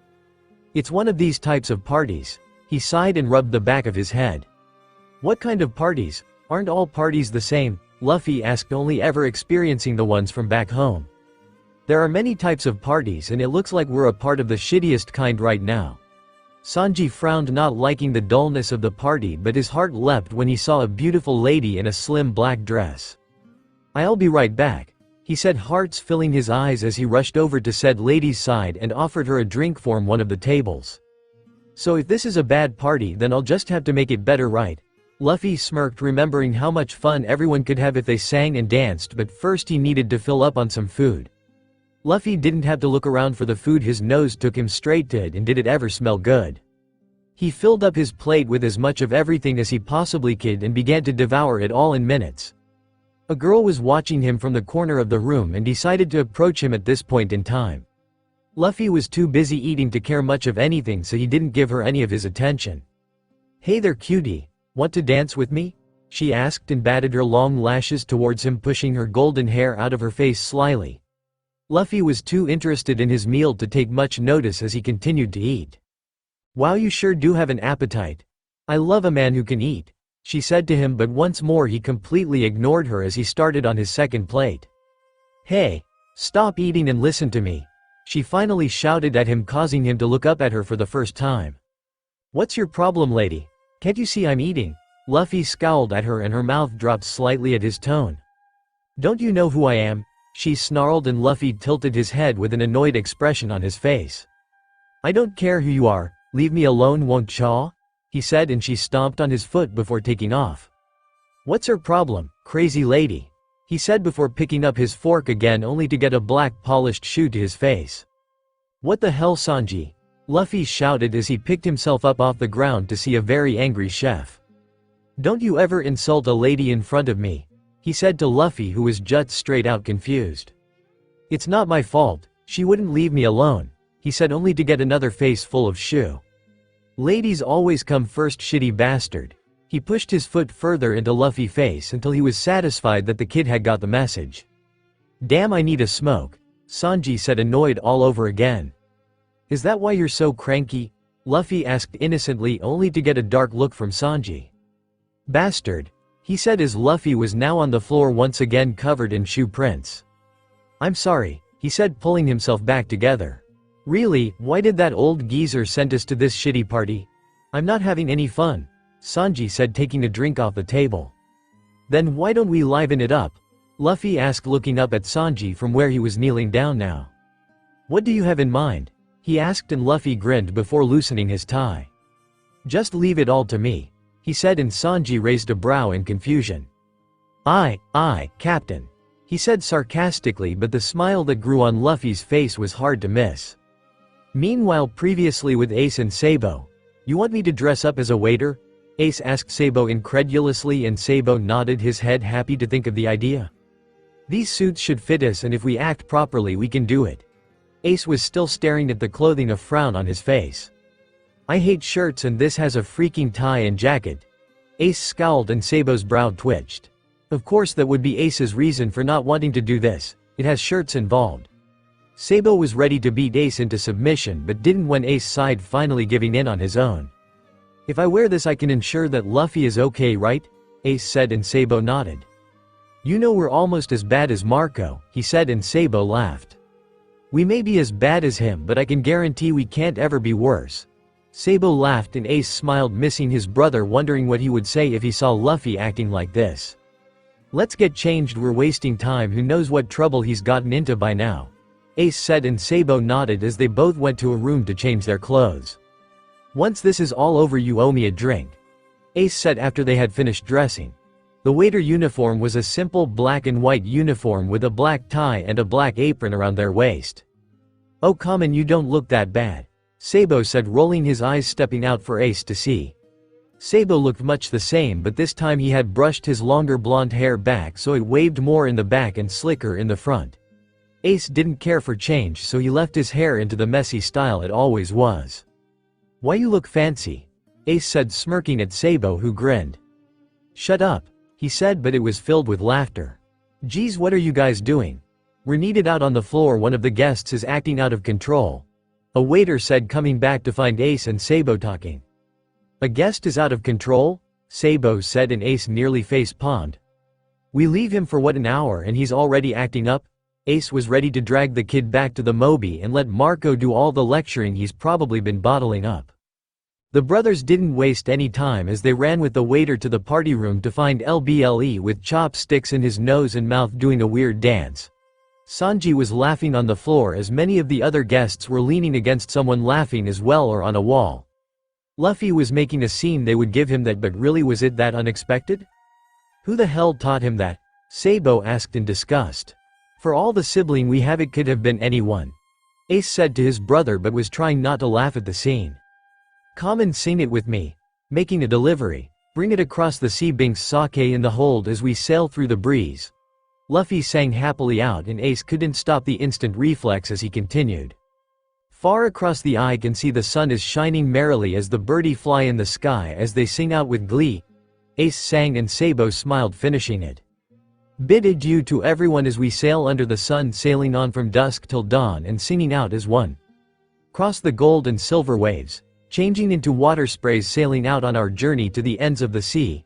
Sabo sang and Luffy's eyes brightened, but he didn't recognize them as his brothers since they were wearing different clothes and Sabo's hair was different. Yeah, like that. And before anyone knew it, people were singing and Sanji was laughing before he tried to sing along as well. Zeph was leaning at the door and smiling, not having heard this song in a long time. That brat coming in and making the party his own, Zeph said, and Garp walked beside him and smiled. You knew something like this might happen. Garp crossed his arms but still smiled at the scene. I figured that the kid could cause some sort of commotion, yes. This is a rowdy restaurant and fancy people tend to bring that reputation down. I needed something to keep me in business and you came along with that brat. Zeph said, but smiled wider. Glad we could help. Garp said sarcastically, rolling his eyes. I'll give you a complimentary breakfast for it. Zeph laughed and Garp left a small smile on his face. You'll probably poison it, pirate. Luffy's charm and brightness had completely taken over the party, and even though a few had left in anger, many had stayed to enjoy the change. Luffy was able to take a boring atmosphere and make one of fun and laughter. Sanji was amazed by this, that one boy put himself out there not caring about the looks, giggles and even rude comments made to him. Luffy was all show and tell. He didn't hide himself from anyone. He was who he was and didn't care what other thought of him. By the end of the night, Sanji admired the boy, though he would never say it out loud, no matter how many beautiful ladies asked him. There was nothing to worry about, was there? Sabo asked Ace, who had a soft smile on his face. No, there really wasn't. He sighed and Sabo gave him a sympathetic look. Maybe we've all be a little hard on him. It's easy to forget that he's growing up, Sabo said, and Ace nodded. We need to trust him and his friends, Ace said, looking at the blonde who was passing a drink over to Luffy. Ace knew the drink was filled with alcohol but figured he'd deal with the mess later. I don't care what you say, I'm not letting him drink, Sabo said, standing up and walking over to the little group. That belongs to me, Sabo said, snatching the drink out of Luffy's hand before he could touch the glass to his lips. Wait, don't do it, Luffy shouted, reaching his hand out to stop the waiter from taking a drink from the glass, only to be too late. When the liquid hit Sabo's lips, he felt the burn. What the hell is this? He shouted, and Sanji laughed. I call it the Flames of the Heart. It's a spicy drink with no alcohol. I just invented it right now, Sanji said, watching the waiter, his eyes narrowing. Hey, aren't you Luffy's brother? Luffy looked closer at the man, his head tilted. Really? Luffy asked, squinting his eyes before widening them. Sabo, what are you doing here? Luffy asked, and Sabo rolled his eyes. Ace and I've been here a while, he said, and could swear his lips were going numb. Just what kind of spice were you using in this? Sabo asked the teenager seriously, and Sanji told him the list of pepper oils he put in it, causing Sabo to pale. And you were going to give that to Luffy? He shrieked, and Luffy laughed. I asked him to. Luffy laughed more, and Sabo closed his eyes, regaining his calm. I'll let Ace deal with you, I'm done, he said, standing up from the table and leaving. Seriously, what's people's problem today? Luffy asked, annoyed. Who knows? Sanji laughed as Ace come over. What's wrong with Sabo? Ace asked them, and Luffy smiled up at Ace. He drank the spicy drink. Ace just looked at him confused. He did the what? Ace asked, and Luffy laughed some more. He drank the drink Sanji made. It was supposed to be for me but Sabo drank it all. It was super spicy. Ace rolled his eyes. The party's ending, Lou, let's go find Sabo, he said, but Luffy didn't move. I'm having a sleepover with Sanji, I'll be back in the morning before we leave, Luffy said, and Ace had to hold himself together so he didn't just grab the boy and drag him back to their room. It's fine, my room is big enough for us. He's going to sleep on a mattress on the floor, I get the bed. It's not a big deal or anything, Sanji said, shrugging his shoulders. See, I'm fine, I'll see you tomorrow, Luffy said, and Ace accepted it, following behind Sabo knowing everything would be okay. Thanks Sanji, Luffy said, and Sanji shrugged. No big deal, everyone needs space from their family every once in a while, he said as him and Luffy stood up, saying goodbye to the people they had actually taken the time to talk to. Both boys got back to Sanji's room, changed and washed their hair of the gels before throwing on their pajamas. Luffy flopped down on his bed and Sanji on his. Do you have any family, Sanji? Luffy asked softly, and Sanji turned his head towards Luffy. No, just the shitty geezer, he said, and Luffy smiled. That's family, he said, and Sanji smiled. I guess so, even if it is shitty. Luffy smiled softly, he had had a good night. Sanji, thanks, he said, closing his eyes and slowly falling asleep. No problem, he said, knowing he was talking about the night because he himself had a good time with his friend. Once the morning came, Luffy would be off again on a new adventure, and Sanji didn't know if they'd meet again, so he was going to cherish this time while he could. Marco was anxious, and it was clear to see. Since the moment the brothers had left, Marco had felt the winds of change blowing through, and frankly, they were rather cold. Something had been nagging him in the back of his mind that things were about to change. Lighten up, buddy, Thatch said, throwing an arm around Marco's shoulders, but Marco couldn't. Something was weird. They'll be fine, have faith in them and in Garp, Vista said to Marco as well, but once again Marco couldn't shake the feeling that something was changing. That was when they first left a month and a half ago. Now Marco knew his suspicions on change were correct. He said he has a new family now, Yoi, Marco said to Thatch when no one was near. Sometimes he felt more secure just talking with the chef. He's 14, Marco, don't you remember what you were like at 14? Thatch asked him, and he shook his head. No, not really, that was a very long time ago, Yoi. Thatch didn't miss the sadness on Marco's face or in his voice at all. Well, I do, and let me tell you, I was the worst little shit you'd ever meet, Thatch said, and Marco smiled. I don't doubt it, Yoi. Marco laughed quietly, and Thatch tried to hide his smile with feigned anger. And what's that supposed to mean? He asked, showing shock, but Marco saw the grin and couldn't stop himself from grinning back. He's also making friends, Marco, and that's a good thing. Last time I checked, Thatch reminded him. I knew he could. Luffy can make friends of anyone if he wanted to. He was just too young to know how, Yoi. Marco remembered the sadness Luffy had over not having friends, and it still broke his heart. One of them is a girl. Thatch smiled, and Marco rolled his eyes. Luffy's never been interested in girls, Yoi, Marco said, as if pointing out the obvious, and Thatch just laughed. He's 14, Marco, he may not have been interested before, but he might be now, he said, and Marco paled at the thought. I'm not ready for this conversation, Thatch, Yoi, Marco said, putting his face in his hands, trying to keep calm. Maybe that can be a conversation for Pops, Thatch said, not really wanting to have that conversation with Luffy either, or really any of the brothers.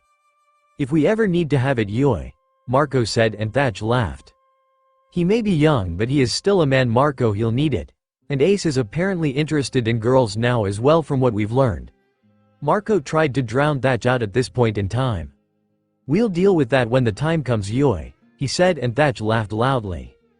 Sounds like a plan, brother. Thatch missed the brats like crazy, even if he wasn't as down as Marco. The ship was loud as ever, but it felt almost empty.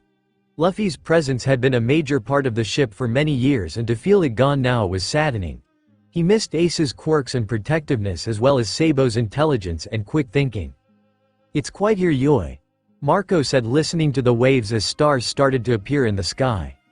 I'm almost bored half the time without my pranking masters, Thatch agreed in his own way. I just want them home, Yoi, Marco whispered. We all do. Only 2 more weeks and we'll have them back home safe. Thatch knew Marco would become even more protective of the boys, but he wouldn't stop it. After all, their time with Luffy was running out if the kid planned to leave at 17. Am I selfish to want them home now, Yui? Marco asked, and Thatch leaned back from where he was sitting beside Marco and looked up at the sky as more stars had appeared. We're pirates, we're allowed to be selfish, Marco. Then I want them home now, Yui. Was all that needed to be said. Night was upon them, and somewhere in the east blue they knew their brothers were hopefully sleeping safe. Sanji had to get up early to help the chefs get breakfast ready, and the restaurant opened for regular customers, so Luffy got up with him. Luffy was used to getting up rather early since he liked to be there when Thatch started breakfast, so this was nothing new to him. You know you can always sleep in a bit more, Sanji said, since the alarm clock did say it was just past 5:30 a.m., though Luffy just shook his head in defiance. And miss out on the freshest breakfast possible? Never, he said, and Sanji couldn't help the small smile as he lit up a cigarette and inhaled a deep breath before letting the smoke out. Whatever works for you, I guess, he said, and Luffy cheered at the thought of Sanji's amazing food. Luffy followed Sanji down to the kitchens and watched them all get ready for work. Luffy liked watching them. They all had this way of knowing where they all were while working. Whether that is from observation hockey or just being with one another for so long, Luffy didn't know. Sanji had told him that many of the chefs in this restaurant had once been pirates, so he wondered if they knew his pops at all. You sure you don't want to go back to bed? Sanji called over to Luffy, who was daydreaming at one of the baking tables.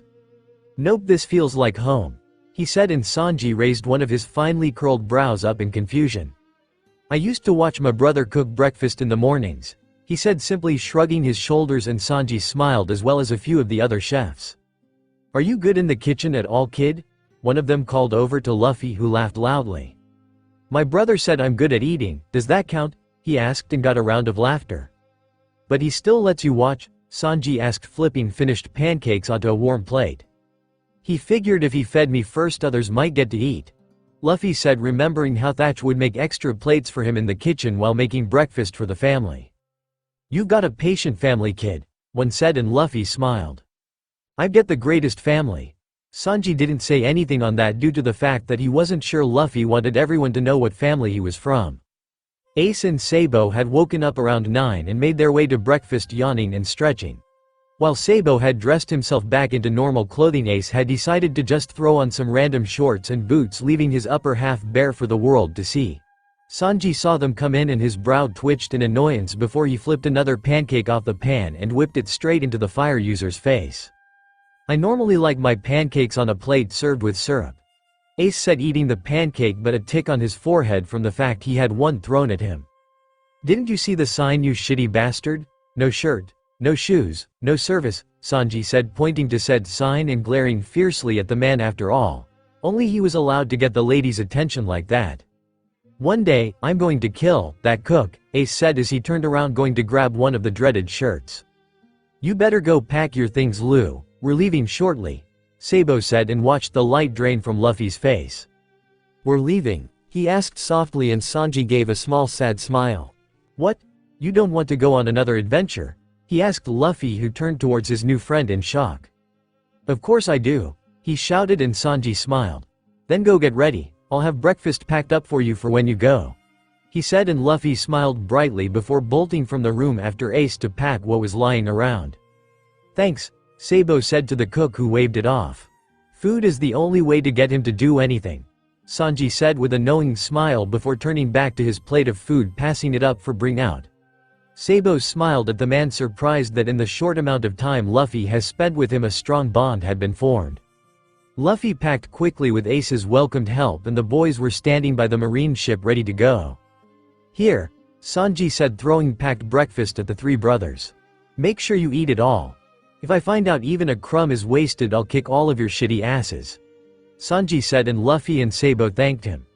Ace looked at the pack before taking a step towards the cook and sticking out his hand. You're all that, right? Ace smirked, and Sanji took the hand. You're worse, shithead. They smiled at one another, accepting each other for the first time. Sanji, when I turn 17 I'll be back, so don't go anywhere, Luffy called while boarding the ship, waving goodbye. It's not like I plan to leave here, he said, but happy to know he'd see the boy again. When they got inside the ship, the first thing they noticed was that Garp was gone and a new guy stood before them. Where's Gramps? Luffy asked, looking around the guy who blew out a lot of smoke. Your grandfather has been called back to the Grand Line for a short while. I will be staying with you until he returns. The man said, looking down at the boys carefully while he walked around them. My name is Smoker, he said, and Luffy tilted his head. But that's what you are? He asked, thinking of how Sanji was called a smoker for smoking. Smoker felt a headache coming on from this group of kids, especially the youngest one. That's not the point, Brad. Your grandfather will be back shortly.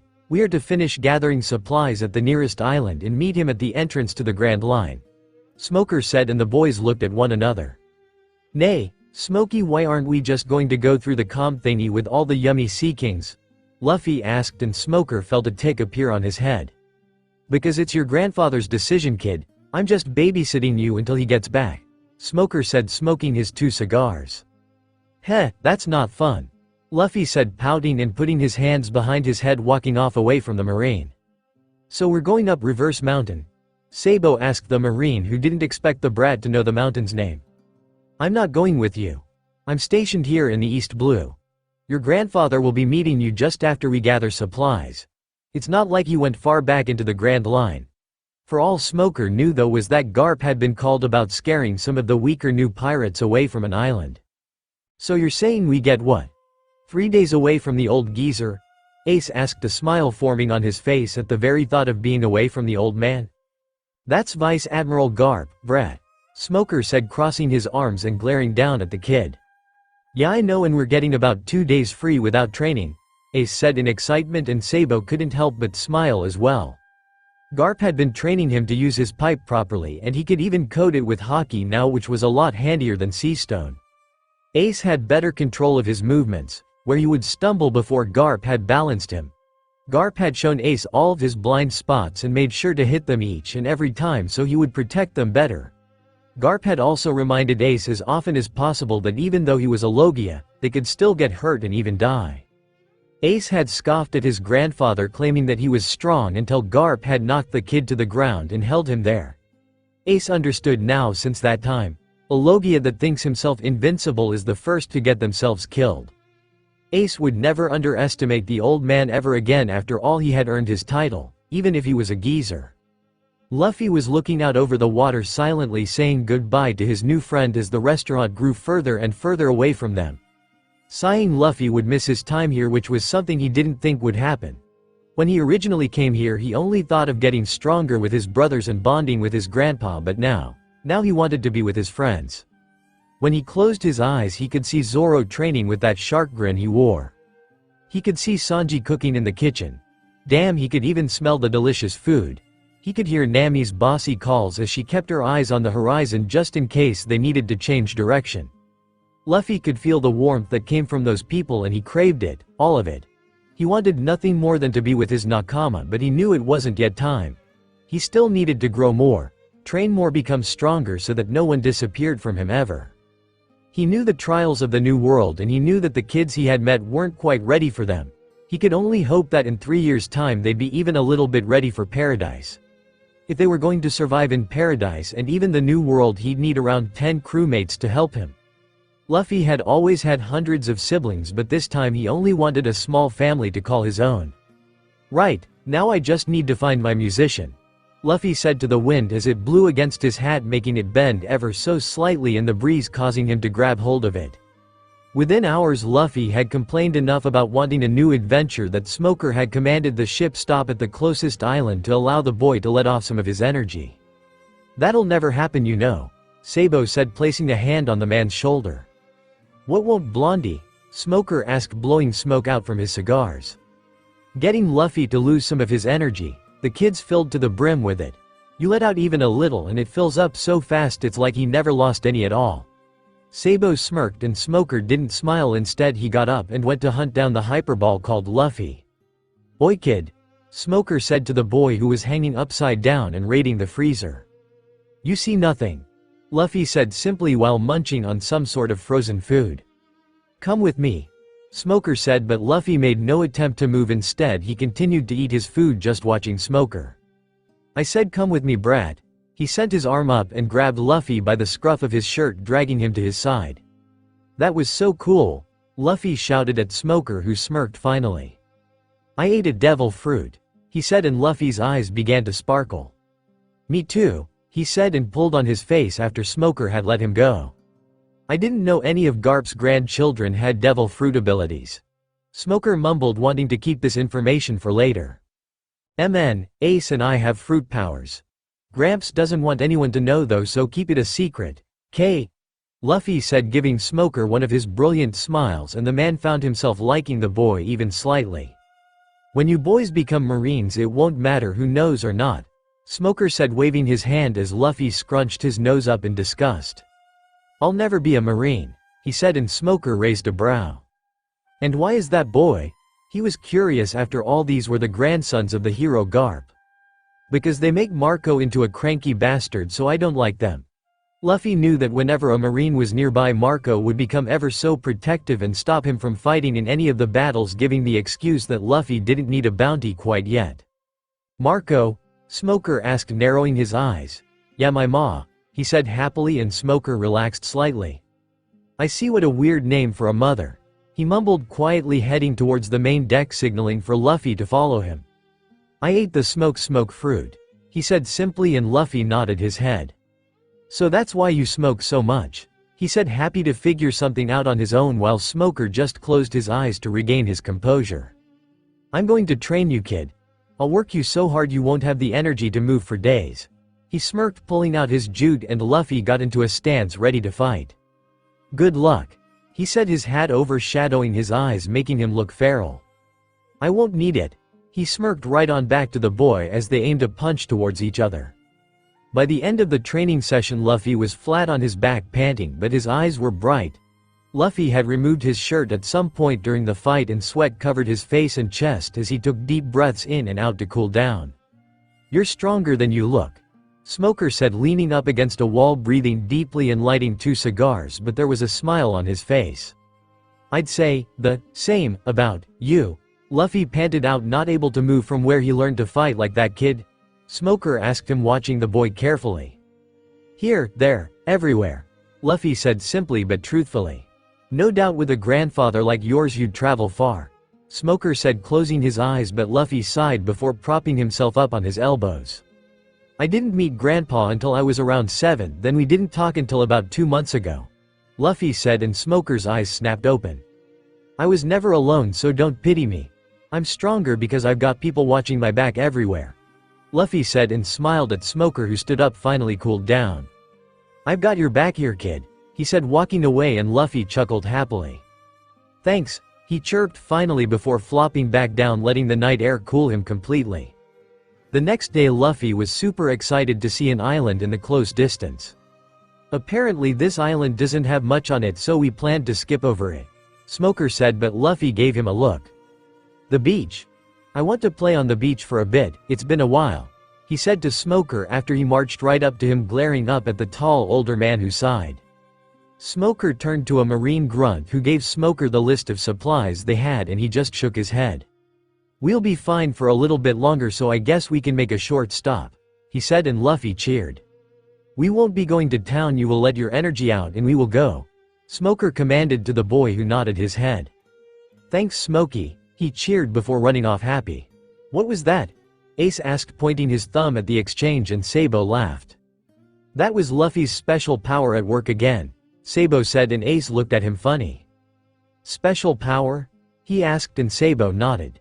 "His ability to make friends with almost anyone." Sabo smiled, knowing that their little brother was like a blooming flower. It had taken him a long time to grow, but once he had sprouted and fully bloomed, he would be able to charm almost anyone into doing anything he wanted. Ace shook his head with a smile, but Sabo gave him a small look as well. Where Luffy is blinded by his growth in a silly way, Ace may not be able to see his own growth in that same way either. Ace, the boy who scowled and growled at any and all who came near him, had learned to smile and laugh. He had learned that there was more to life than hate, there was love.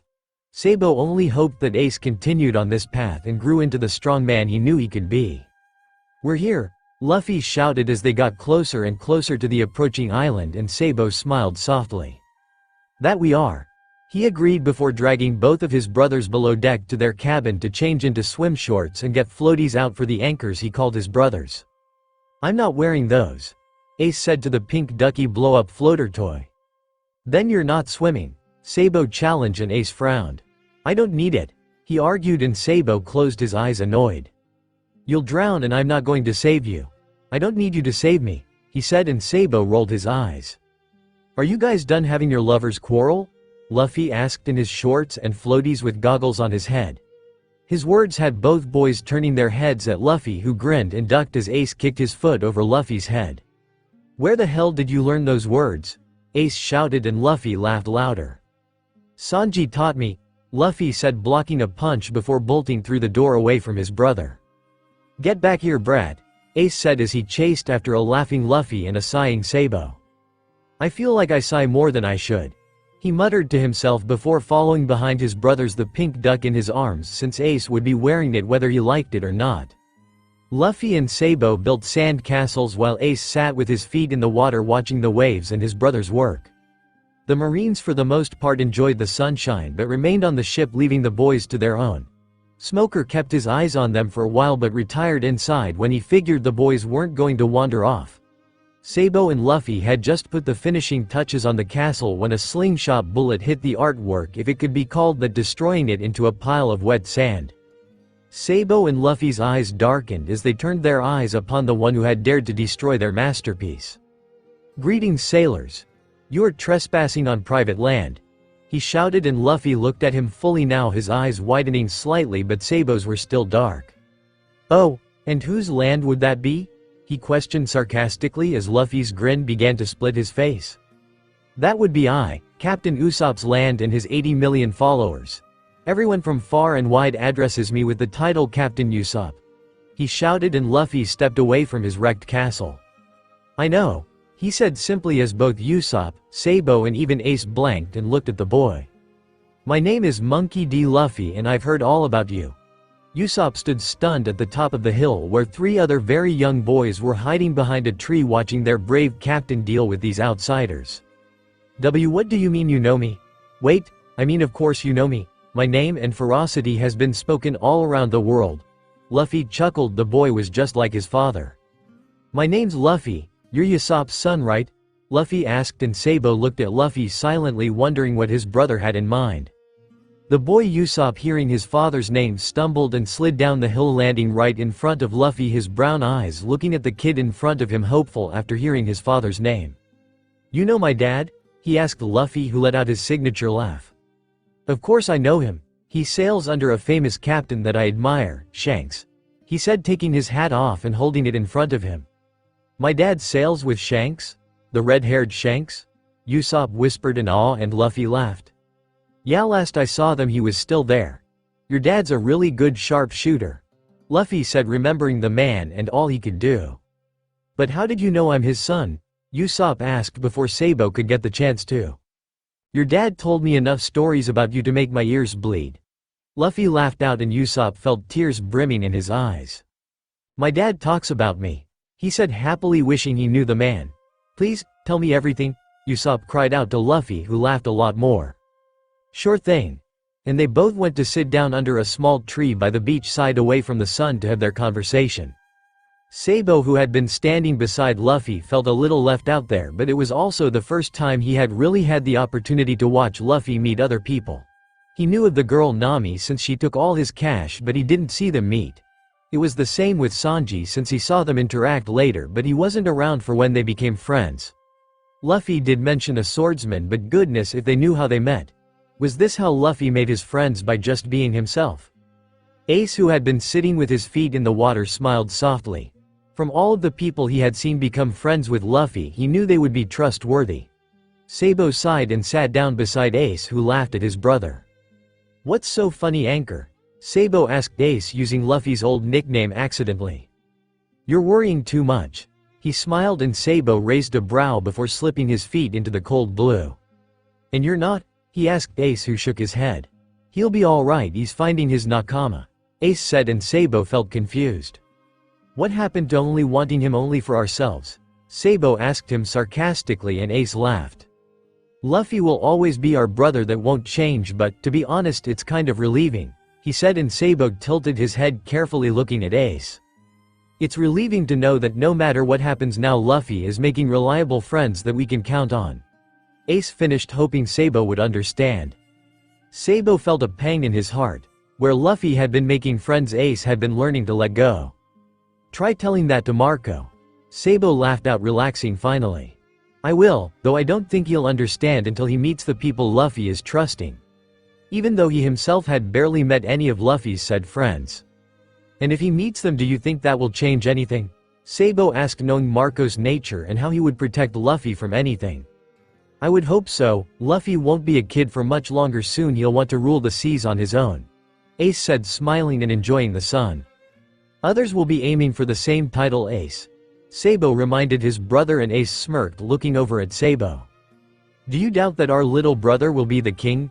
Ace challenged Sabo, who acted shocked at the accusation. Never, I'm just saying that Luffy won't be the only one aiming for the crown. It's not going to be an easy job going for that title.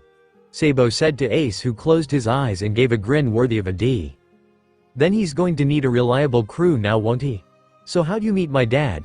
Usopp asked Luffy, and he laughed quietly. I met your dad a really long time ago. He came to my home with Shanks and I met him then. He remembered the day he first met Shanks and his crew. He couldn't help but wonder what they were doing right now. You know my dad's a pirate, right? Usopp asked hesitantly, and Luffy laughed loudly at the stupid question. Obviously, he's a damn good one at that. Luffy shouted at Usopp after he removed a laughter tear from his eye.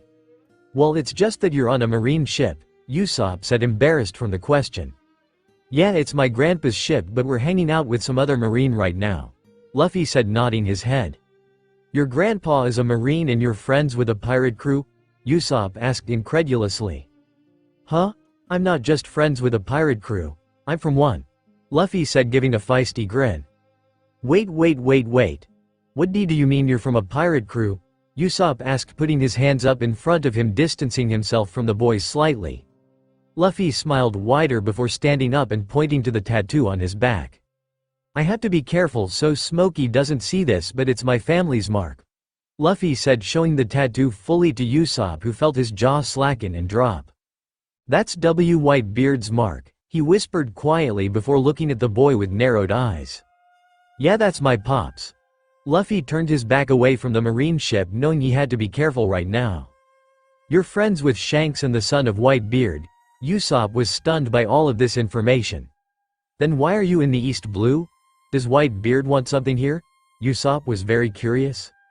Nah, Gramps came and told us we were going on a trip and now we're here.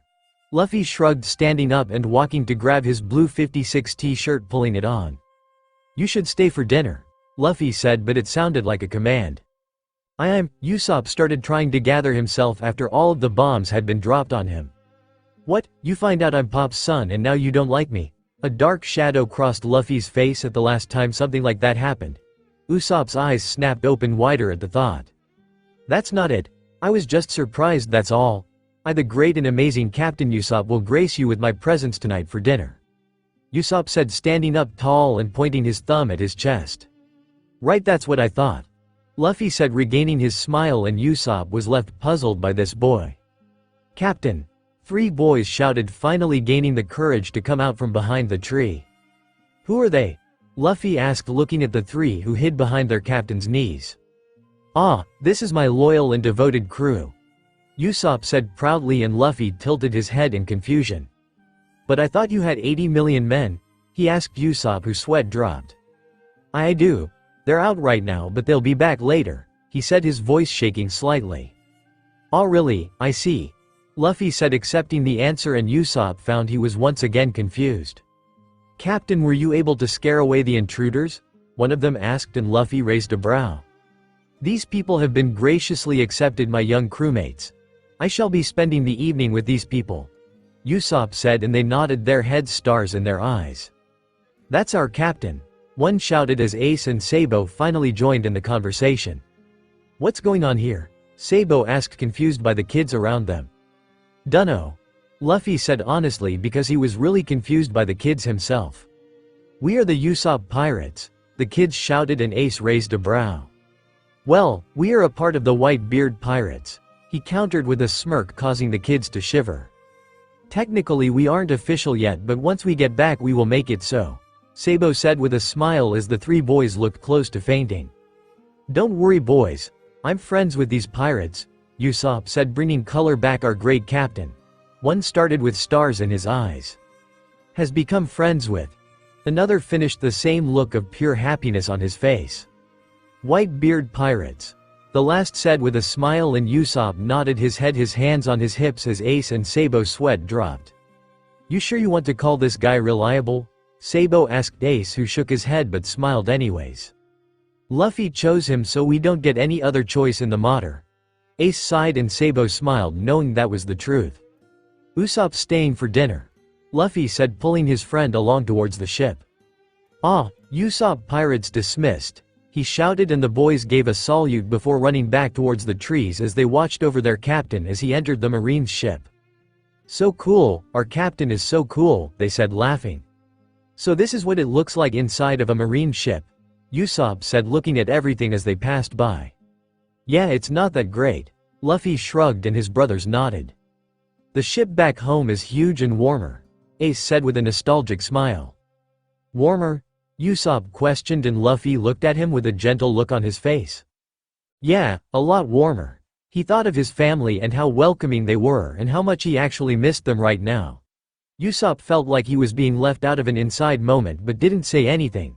He could only hope that one day he found Nakama like that made him smile in the way the boys in front of him were smiling. Oi brats, you're done swimming? Smoker asked. He was leaning back on a chair, 2 cigars still in his mouth and a newspaper in his hands. Yup, we made a friend. Luffy cheered as Usopp crossed his arms and declaring who he was to the marine, who only just stared at him. He's staying for dinner, Luffy said simply, and Usopp nodded his head. We're leaving first thing in the morning. Smoker sighed in frustration. Your grandfather has finished his work. Smoker pointed to the newspaper, but Luffy ignored it. I hope there's meat tonight, he said, and Usopp ran off with him below deck in excitement. Smoker's brow twitched, but he had spent enough time with the boy to know when to let it go. You're growing patient, Smokey, Ace said to the marine, who glared at the teenager. Get lost, brat, he really didn't have the energy to play games with these kids. Please don't tempt him, Sabo said, rubbing his forehead, and Smoker just glared at them as Ace scowled at Sabo. I have yet to ever get lost, he said as they both argued out the door. Smoker shook his head but once again just let it go.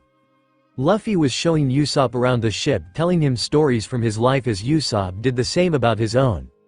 Luffy wasn't sure why he felt this way, but he liked being around Usopp even if he was a little strange. Luffy felt like they had been friends for a lot longer than now. Maybe it had something to do with the amount of stories he had heard about said boy, but even so. You've had an adventurous life while I've barely lived, Usopp said, sitting down on Luffy's bed, and Luffy frowned. Sure, I've done a lot, but you've had a different life than me. We both have done things that the other hasn't, Luffy said, but it didn't cheer Usopp up any. Do you have any family on this island? Luffy asked. He liked knowing the family his friends had. Since he himself had a huge family, he wanted to know if anyone else was like him and who they had there to support them. No, he said, and Luffy frowned. My dad set sail when I was just a baby. I barely remember his face, and my mom died a few years ago, Usopp said sadly, and Luffy sat down beside him. I've never met my mother, heck, I don't even know if I have one, Luffy said, and Usopp finally looked at him with wide eyes. Apparently my dad gave me to Pops and the others when I was a baby, but I don't know very much about him. I overheard some of my siblings telling a new guy that my dad gave me to Marco first, but I never told anyone that I knew that, he said, and Usopp smiled. You didn't tell anyone? And Luffy shook his head. No. So I'm the first person? And Luffy looked at him funny. It's a secret I shall keep forever as your friend, Luffy, Usopp said, and Luffy laughed. You don't have to be so serious about it. It's not a big deal. He laughed, leaning back on the bed, and Usopp shook his head. You're putting your trust in me, so it is serious. Luffy just laughed, and Usopp joined in. So Marco, he's like a mother to you? Usopp asked after they had calmed down. I guess, I don't know, that sounds weird, he said, but Usopp smiled. See, you didn't know your mother then, even if it wasn't your birth mom. And that old guy Whitebeard sounds like a pretty cool dad. Usopp would give anything to make Luffy smile again. He didn't like this sad look on his face. You're right, they have been pretty cool parents. Luffy wondered secretly to himself what would happen if he started to call Marco Mama Marco from now on. He smiled at the thought but felt that might be taking it too far. "Oi Luffy and his friend, dinner's ready," Ace called down to the boys who smiled. "Nay Usopp, I was once told by one of my brothers that our story starts with our reflection because it is proof that we are here. I'm not sure what that really means, but you're here right now and that's an adventure. Not all adventures have to be huge, they can be as big or small as you want them to be." Luffy stood up and started to walk towards the door before turning back to face Usopp, who was still sitting on the bed. "In 3 years' time I will be returning to the East Blue," Luffy said as Usopp finally found the strength to stand up. "When I return, I want you to join my crew." Dinner time with Luffy and his brothers was as it normally was. For Smoker it was nothing new. He had been with the boys for 2 days now, so he was quite used to the chaos that was called feeding time. For Usopp this was an extremely new thing, seeing 3 teenagers scarf down food as if they were starving for days. "Why are they eating like that?" Usopp asked Smoker, who just blew out his cigar smoke. "Like I know why they do that." Smoker had been just as shocked on the first day he saw those boys eating like this, but by the second day he knew better than to eat slowly with them around. "You might want to start eating," he recommended to Usopp, who just raised a brow, causing the man to look at the 3 and how their plates were almost empty. "If you don't start soon there will be none left for you." Usopp looked at his full plate in confusion before a long hand stretched over and grabbed some off of Usopp's plate. Yelping in surprise, Usopp put his arm around his dinner protectively, but Smoker chuckled quietly. "That won't stop them, start eating brat," he said, and Usopp dug in as quickly as possible as he started to notice his plate slowly growing empty. "Have you learned a lesson today, kid?" Smoker asked Usopp with crossed arms, his eyes closed and leaning back on his chair. Usopp gulped and nodded. Today he had learned never to eat his dinner slowly around those 3 brothers. "Yes sir," Usopp said, and Smoker nodded satisfied. "So what were you guys talking about down below?" Sabo asked Luffy curiously, and before Usopp could open his mouth to say anything, Luffy cut him off. "I just asked Usopp to be my friend, nothing big," he said as Usopp looked at him curiously before it dawned on him. Smoker is a marine and Luffy was a pirate, so Luffy probably didn't want Smoker to know he was asking people to join his crew. "Yes, that's right. Luffy asked me to become his best friend, almost like his twin brother. Am I right, Luffy?" Usopp asked, folding his arms across his chest as Luffy gave him a blank stare, not quite sure what to say to all of that. "Sure," he finally said, guessing that was as close as he could get to an answer. "Rigged," Ace dragged out, unsure of what was happening.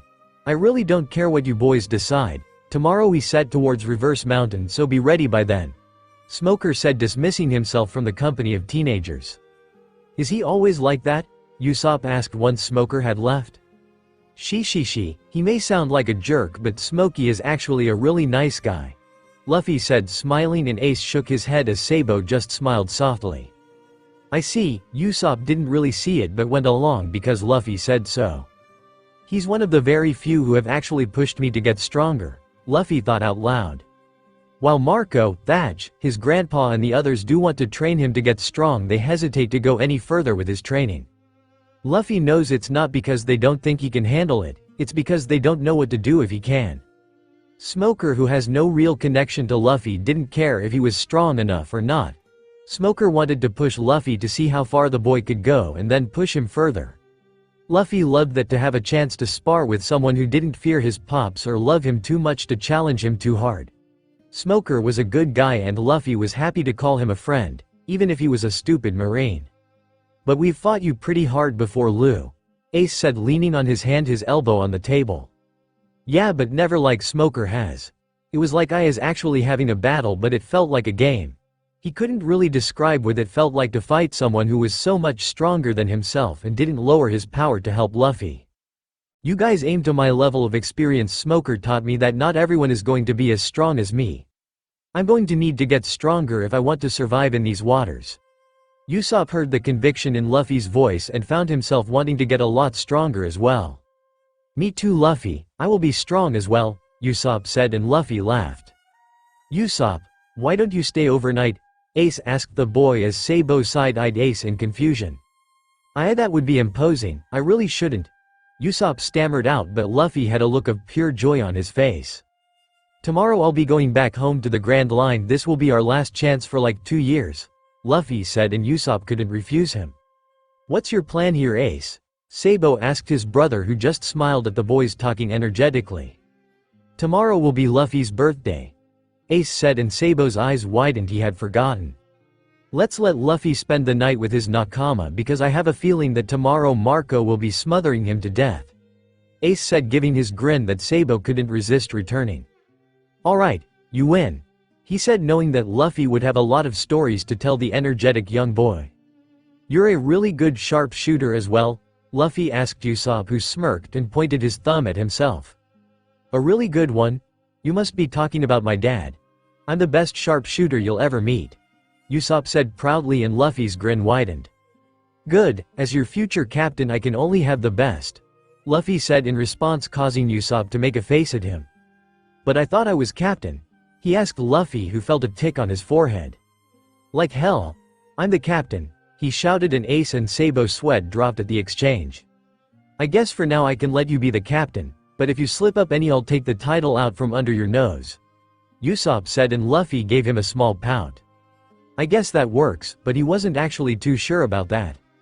Luffy and Usopp talked at the table for a while, and Ace brought them a warm cup of hot chocolate as the night went on.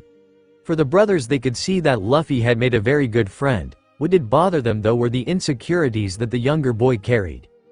A crew was a reflection of its captain, but they could only hope that by the time Luffy set sail to fully recruit these people, Usopp would be a lot more confident in himself or risk losing the attention of their little brother. "So what's the Grand Line really like?" Usopp asked excitedly, and Luffy put his hand to his chin in thought.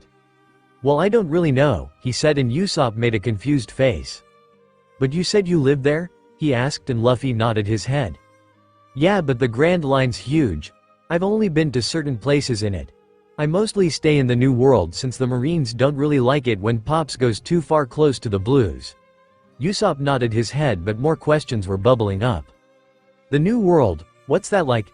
He had only heard of the Grand Line, not this place called the New World. "Well, it's dangerous. A lot of pirates leave when they get into it," Luffy said, thinking of all the weaklings that fled after getting their butts kicked by Pops and his siblings. "And you live there?" Usopp asked incredulously. "Yeah. A lot of pirates enter the New World and come to challenge Pops for his title. I've seen many pirates come and leave quite quickly. If they're lucky they might have a ship left depending on what they said or did." Luffy knew that Thatch liked to mess with the enemy's ships when they weren't looking, and Marco would end anyone who looked at Luffy or his brothers funny. "It's where I belong. Here in the East Blue it's relaxing, but honestly I'm bored," he admitted, and Usopp nodded his head. He had never lived anywhere else before, so he didn't fully understand, but he did know that from what Luffy was saying the East's calm must be a major shock on him. "Gramps said we're lucky we didn't get sick from the change when we came here," Luffy thought, and Usopp was confused on that statement. Why? Because of the weather change? He had heard rumors of the crazy weather in the Grand Line. That and the fact that the Grand Line is chaotic compared to this calm. For me, who's lived my life surrounded by fighting and crazy, coming here could have caused a shock to my boof. Grandpa just told me that," Luffy admitted, shrugging his shoulders, and Usopp smiled at his new friend.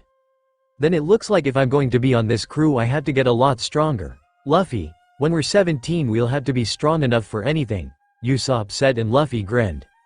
"Right, we'll take the Grand Line by storm," Luffy said, giving his hand out to Usopp, who grabbed hold of it tightly. "And we'll make the world remember our names," he said, gripping Luffy's hand tightly. Finally, after years of being alone, Usopp had found a person he could call his best friend. "Time for bed, Lu," Ace said, gathering up the cups that were scattered along the table. But we're not tired," Luffy said, and Usopp agreed, but Ace pushed them out of the kitchen as he and Sabo got to work on the dishes. "You know they're probably not going to bed," Sabo said, putting a drying towel from a cupboard. "Yeah, I know, I just want them out of the way," Ace said as he ran the water. "Should we call Marco and Pops, let them know we're coming?" Sabo asked, and Ace shook his head. "Already done. I called Thatch earlier to let him know what was going on," Ace said, and Sabo raised a brow at him. "And Luffy didn't come?" Even Sabo had no idea when Ace had called home. "He was distracted with Usopp," Ace said with a small smile as he cleaned the cups and plates. "He's really changing, isn't he?" Sabo asked, taking one of the wet cups and drying them and putting it away. "He is, and that's okay. We're all changing, Sabo," Ace said, giving his brother a small look as Sabo looked away. "Whatever you plan to do, no matter where you go, you'll always be my brother, Sabo," Ace said, and Sabo smiled. "I don't know what I'm going to do yet," he said honestly, and Ace smiled more. "You're always welcome to stay with me until you decide," Ace said to Sabo, who shook his head. "Luffy knows what he wants. You know what you want. I don't know yet," he said, drying more dishes. Sabo had said he wanted to stay with Ace and become one of Whitebeard's official sons, but lately he wasn't sure if that was the truth anymore or if he was just saying that for Luffy. "Pops would understand, you know," Ace said, and Sabo finally looked at him carefully. "I'm guessing you already know what I want," Sabo said sarcastically, and Ace nodded. "You want to be free. You're a beautiful bird that's been locked in way too many cages, Sabo. Don't let us lock you in another one. Do what you want and be happy for it because you chose it," Ace said, and Sabo looked at the light above, trying to burn the tears away from his eyes. "Would you hate me if I wanted to not be a pirate?" Sabo asked, his voice shaking a little. "I would hate you if you didn't do what you wanted," he replied, and Sabo finally looked down. "So I'm allowed to maybe want to be a revolutionary?" he asked quietly, and Ace laughed loudly. "What do I know? I'm never giving you permission to do anything. I'm a pirate, Sabo. Luffy's a pirate. Sabo, you can be whatever the heck you want to be. No matter what title we carry, one thing will never change, and that's our brotherhood," Ace reassured Sabo, who smiled softly at Ace. "Thank you, Ace," Sabo said, and Ace shook his head. "You better be the best revolutionary alive," he laughed, and Sabo smiled more. "What made you want that though?" Ace asked him, letting the water drain from the sink. "Since traveling through the East, I've started to notice that this is such a peaceful place. I've seen Luffy blossom into someone I didn't know, and I've seen you become something better than you ever were. I want to protect that. I also know of your bloodlines and what people have had to do to keep you guys safe. It's not fair," Sabo said, pounding his fist against the countertop. "It's not fair that you and Luffy, who have such beautiful souls, are hated for the sins of your family, and me, who was born into a proper family, am loved even though my family's sins are far greater than yours," he said, and looked Ace in his dark eyes. "I wish to create a world where children are born free no matter who their damn parents are." Sabo was breathing hard at this point in time, getting worked up on everything. "What you're dreaming of is almost naive, Sabo. The world isn't just going to change, and these problems have been around for so long that it's almost ingrained into the earth itself," Ace said, drying his hands on a towel. "That's why we need the revolutionaries to help bring about this change," Sabo said with a smile, but Ace didn't smile back. He only gave Sabo a sad look. "Be careful, my brother. While good organizations can start for justice, they can easily turn into something else over time. The road to hell is paved on good intentions, and you have many of those," Ace said, and Sabo gave Ace a reassuring smile. "It'll be different. I'll make things different," Sabo said, and Ace finally smiled but sighed at Sabo. "You can't save everyone, Sabo," he said, turning out the kitchen light, and Sabo followed behind his brother, leaving the room. "No, but if I can at least save two, that's good enough for me," he said, and closed the door behind him. When morning came, Luffy was tired, and that was probably due to the fact that the boys were up all night talking. "So you're really leaving?" Usopp asked him, and Luffy nodded, rubbing his eyes. He was going to need a nap. "Yeah, it's time to go home. This has been a fun vacation though," he said, and Usopp laughed quietly. "I'm going to miss you," Usopp admitted, and Luffy gave his little laugh. "I'll be back soon," he said, and Usopp grinned. "In 2 years now, right?" he asked, and Luffy nodded his head, having told Usopp it was his birthday the night before. "Oi brat, time to go," Smoker called, and Luffy gave his hand out to Usopp. "I'll see you soon?" he asked, and Usopp grabbed it in return. "Next time we meet, you better be strong, Captain," he said, and Luffy grinned widely. "Same to you, my sniper." Usopp grinned in return, as then waved as the marine vessel set out to the sea, ready to bring the boys back to where they belong. "Zoro, Nami, Sanji, Usopp. I'll be back soon, so wait for me," Luffy called to the wind, feeling the change as he became 1 more year older. When Thatch got the call from Ace, he couldn't help but feel almost surprised, since Luffy didn't come running to talk to him, nor did Sabo. Ace explained that Luffy had made another new friend and was spending the day talking to him. He also explained that Sabo was making life-size decisions right now, so he needed some time to be alone. Thatch wasn't too sure what all that meant, but it did make him feel anxious, which probably wasn't good. Ace had explained that Luffy's new friend was trustworthy but a bit insecure, but Luffy had chosen him, so there was nothing anyone could say or do. Ace talked with only Thatch for a while before the real reason he called came up: they were coming home. Tomorrow they would be coming over Reverse Mountain and wanted Pops and the others close by to pick them up. Thatch laughed at Ace because Pops already knew they were coming home. Garp had apparently been in paradise, causing Marco to both panic at the thought of Garp being away from the brats and feel excitement because that could mean the kids were back in home waters.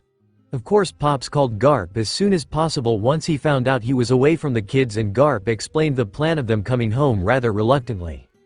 So from there they had been making their way towards the mountain for a few days now, ready to pick up the brats. The crew had become alive again. Thatch never really noticed just how dreary they had gotten since the boys left.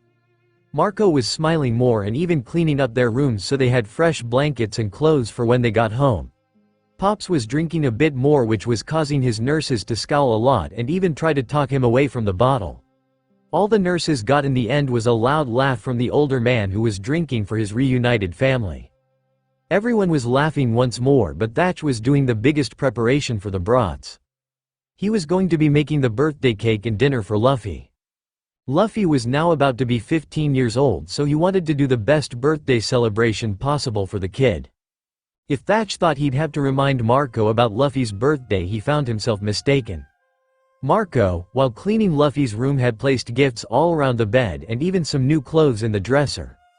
Aizu had helped with the making of the clothing, and each of the crew members had picked out a gift for the boy to be placed in the room.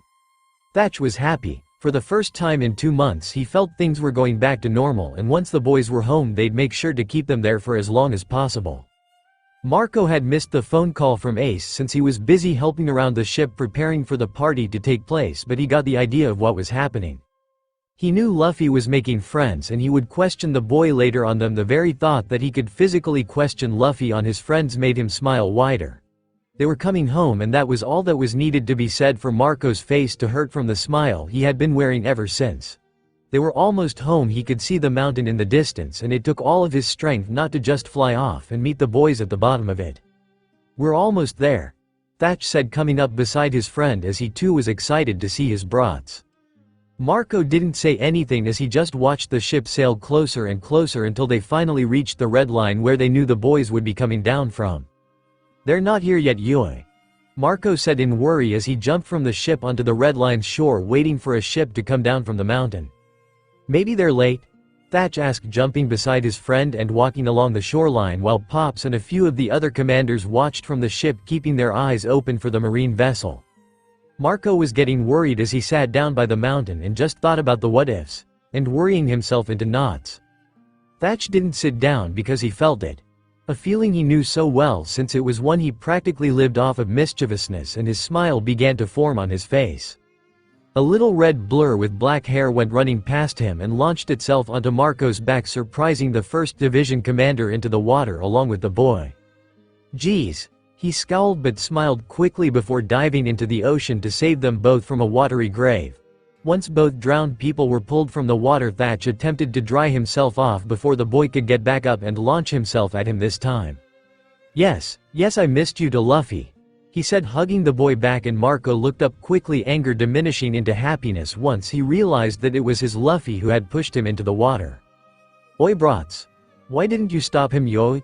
Marco called over to Ace and Sabo, who were leaning against a wall but smiled all the same. "And miss seeing you getting flung into the water?" "Never," Ace said, walking over his face into a wide grin and Sabo a small smile. "Welcome home, brats," Thatch said, letting Luffy go and pulling both Ace and Sabo into a big bear hug.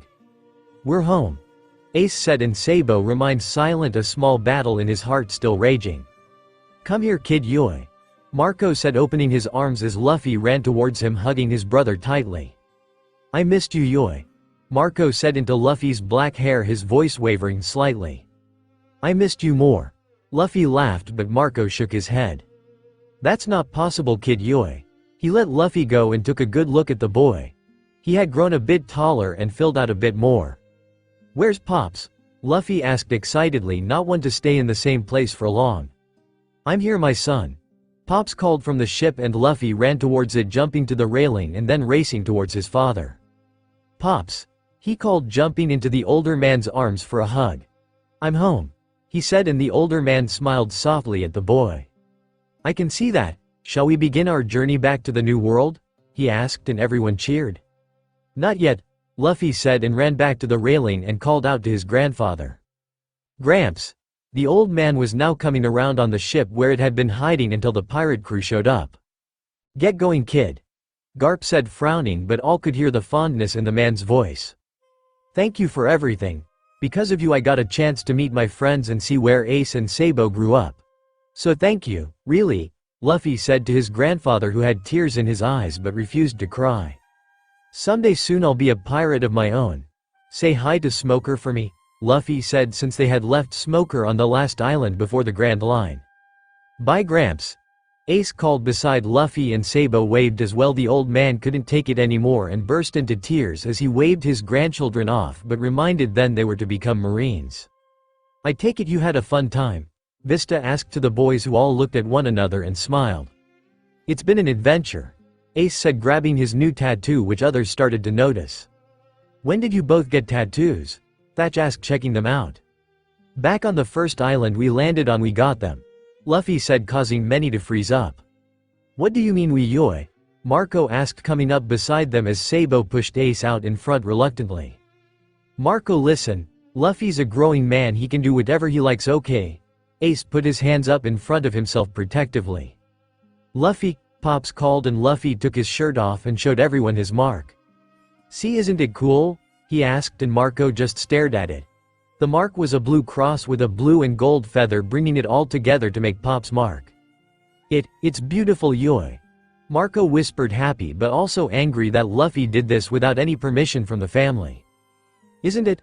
I got it for you and Pops," Luffy said, now starting to feel a bit embarrassed. "For my father and, I guess, my mother," he said, looking away, and a few chuckled.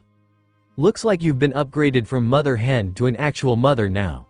Thatch joked lightly, but Marco was smiling, he said back before grabbing the kid's straw hat and pushing it onto Luffy's head forcefully. "It was Usopp who made me think about you like that," Luffy said, remembering his conversation with the sniper to be. "Oh, and what's Usopp like?" Haruta asked, sitting down, and Luffy joined her as he began his tale of what his new friends were like and how he had met each of them. "Nami was the first one I met. She's got an attitude, but she's super friendly. She's also the best navigator around," he said, remembering Nami and how she was able to take him where he needed to go each time. "Something's not right with her though," he said, remembering the sad look in her eyes even though she was smiling. "Oh?" Haruta asked him, a frown on her face. "Something's hurting her. Someone's hurting her and I don't know how to stop it," he said. Shadows in his eyes were seen, and Marco didn't like that. "Then you'll have to fix it, right, yoi?" Thatch turned to Marco, a confused look on his face.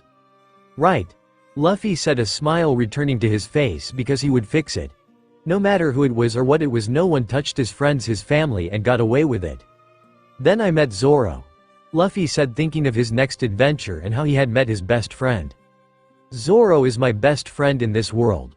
I almost feel like I'd be lost without him," Luffy said, a small smile on his face. "He's going to be the greatest swordsman in the world," he said, and Vista grinned, his eyes sparkling at the thought of a good swordsman. "Is he good?" Thatch asked, his hand on his own katana at his hip. "He will be the best," Luffy said with confidence in his dark eyes, showing his faith in the swordsman. "That's not a title one gets easily, Luffy," Vista said, but Luffy shook his head. "As the future Pirate King, I expect nothing less from my first mate." His voice was stern and serious, causing many to raise their brows at it. It was almost as if Luffy was another captain on this ship, speaking with Pops rather than their brother having a conversation with them. "We didn't meet him, so we can't tell you anything else on him," Ace said, shrugging his shoulders, and Luffy gave him a look. "I don't question you on your friends," he said, and Ace flinched back at the tone. "That's because most of my friends are family," he said in his defense, while Luffy just ignored him and went back to talking with the others. "Then I met Sanji. Sanji is an amazing chef. He makes the best food possible," he said, his mouth beginning to water at the thought of food. "Oh, is he better than me?" Thatch asked him teasingly, and Luffy grinned. "He might be." The challenge in Luffy's voice made Thatch grin in excitement.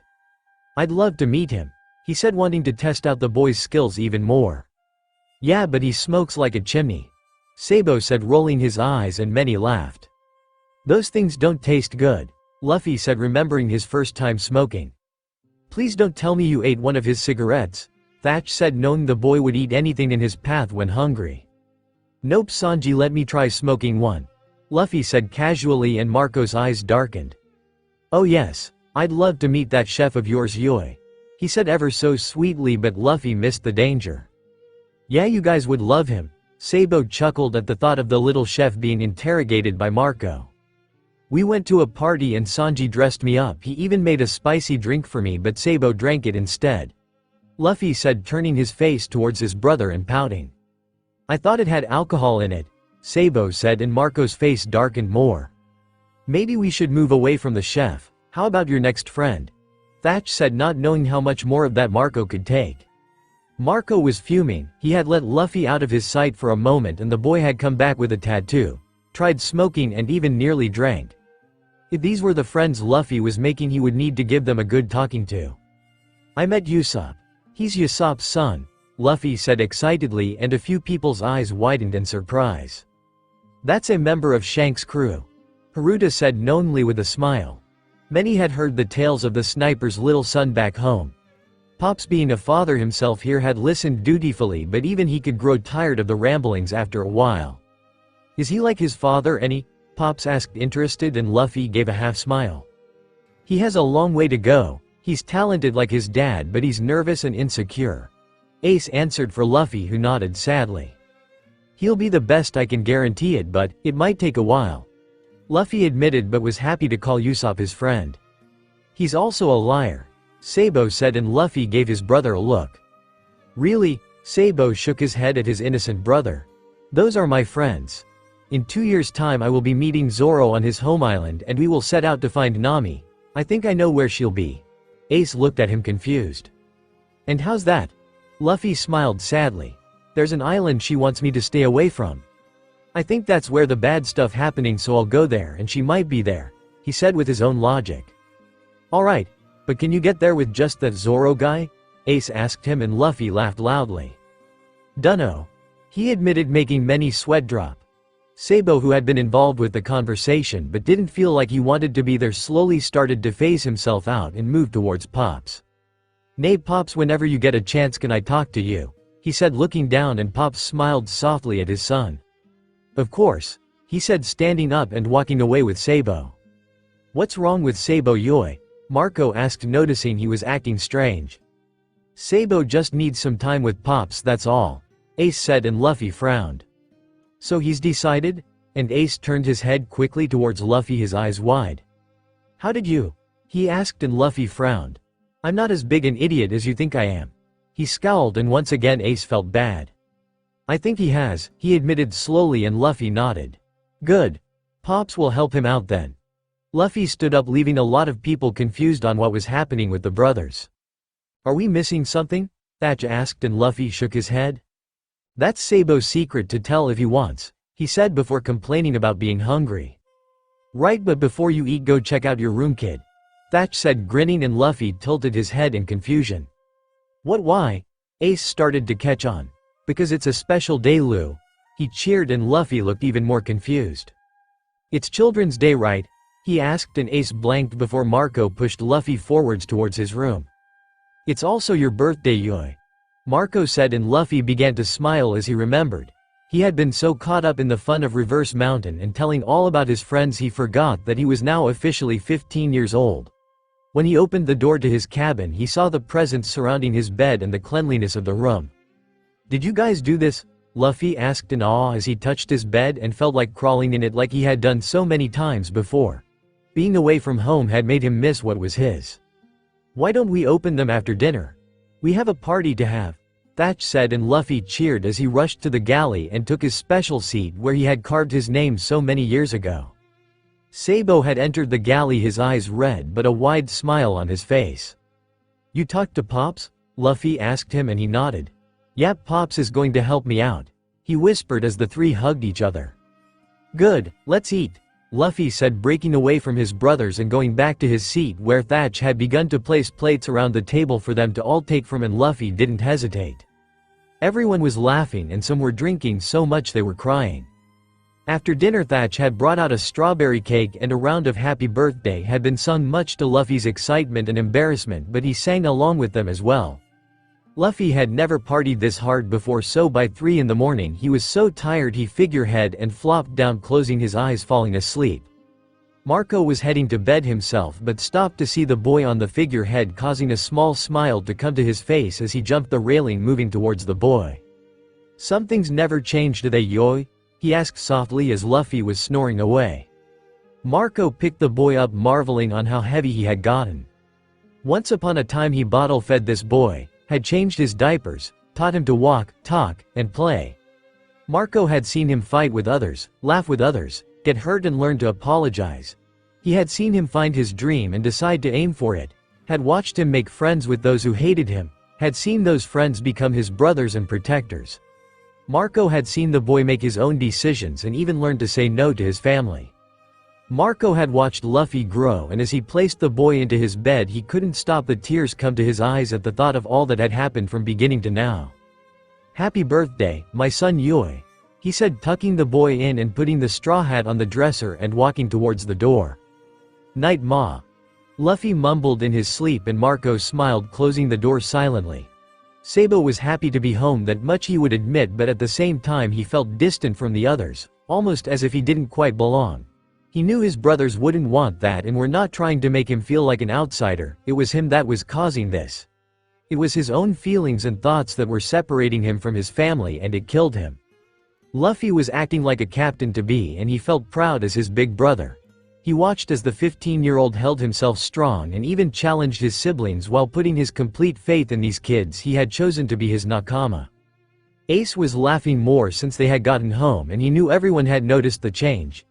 Ace hadn't laughed as much while traveling through the East Blue, but Sabo was sure that was because the place itself brought up hard memories for him. Now that they were home, Ace could relax and be himself because he fit here almost as if he was a missing piece of this family's puzzle, but now it was whole again. Sabo thought Luffy might be like Ace, a missing piece of this family's huge puzzle, but he found himself surprised to see Luffy was much like himself. Luffy fit in, sure, he had the same shape and structure to fit anywhere in this family, but his colors were different. Luffy showed that even though he fit in here, he very much belonged elsewhere, and he wasn't afraid to shout that out to everyone. Sabo envied that about Luffy since he himself couldn't do that. Sabo loved his family here, honestly. He loved the way Thatch could always make him laugh when he wasn't feeling like smiling. He loved the seriousness of Marco, but the change of personality whenever Luffy was mentioned. He also loved how Marco would always take the time to listen to whatever was on his mind no matter what. He loved how Vista would always stop whatever he was doing to show Sabo how to hold his pipe properly so he didn't hurt his back. He loved how Aizu would go shopping with him whenever he needed new clothes and wasn't afraid to give him opinion on the outfit at hand. He couldn't help but laugh at the one memory of Aizu nearly shooting the sales clerk for trying to overcharge him on the items. There was so much he could say about his family and all they had done for him and the amount of love he had for them, but at the end of it all he still didn't feel like this is where he belonged. "Nay Pops, whenever you get a chance can I talk to you?" Sabo asked, but he couldn't look up at his father. He couldn't bear to see sad eyes or gentle ones since he didn't feel he deserved them. "Of course," he said, standing up, surprising Sabo since he wasn't expecting Pops to want to talk right now. "You don't have to talk now, I mean I can wait. It's Luffy's birthday, I'm not important." Sabo started but stopped at the look his father was giving him. "You're just as important as every one of my children. Luffy isn't any more special than Ace, Marco or yourself. Luffy's birthday will continue on whether we are talking or staying, so let us talk for a while," he said, and Sabo could only nod and follow his father away from the growing crowd. He saw Luffy and Ace look at him, so he gave them a weak smile that Ace returned, but Luffy just gave Ace a look. Sabo knew that Ace knew what was happening, but he had no clue about Luffy since he could be very unpredictable. Sometimes Sabo felt had Luffy all figured out, and suddenly he would turn around showing a whole different side of him, which made him very tricky to read at times. Sabo had been so caught up in his own mind he hadn't noticed he was now standing in front of Pop's room. "Shall we talk?" Pops asked him, and Sabo nodded, entering it and sitting in an old chair by the bed where Pop sat down on. "What is on your mind, son?" he asked Sabo, who was almost shaking with nerves. I don't know how to say what's all been on my mind. He got out past the lump forming in his throat. Take as much time as you need, Pops said, resting. He would always be there for his children no matter how long he needed to wait. I've changed since everyone last saw me. Sabo started slowly thinking back on what he was like before leaving with Garp, while Pops remained silent, letting the boy decide where to go with this.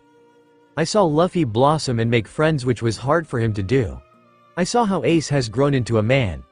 I've even seen him fall in love.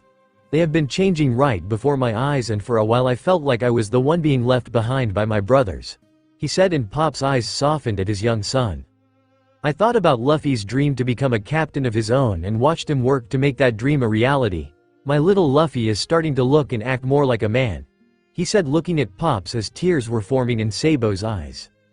Ace has so much more to grow into, but if given the chance he could become one of your strongest commanders, Sabo said, but Pops needed to finally interrupt him.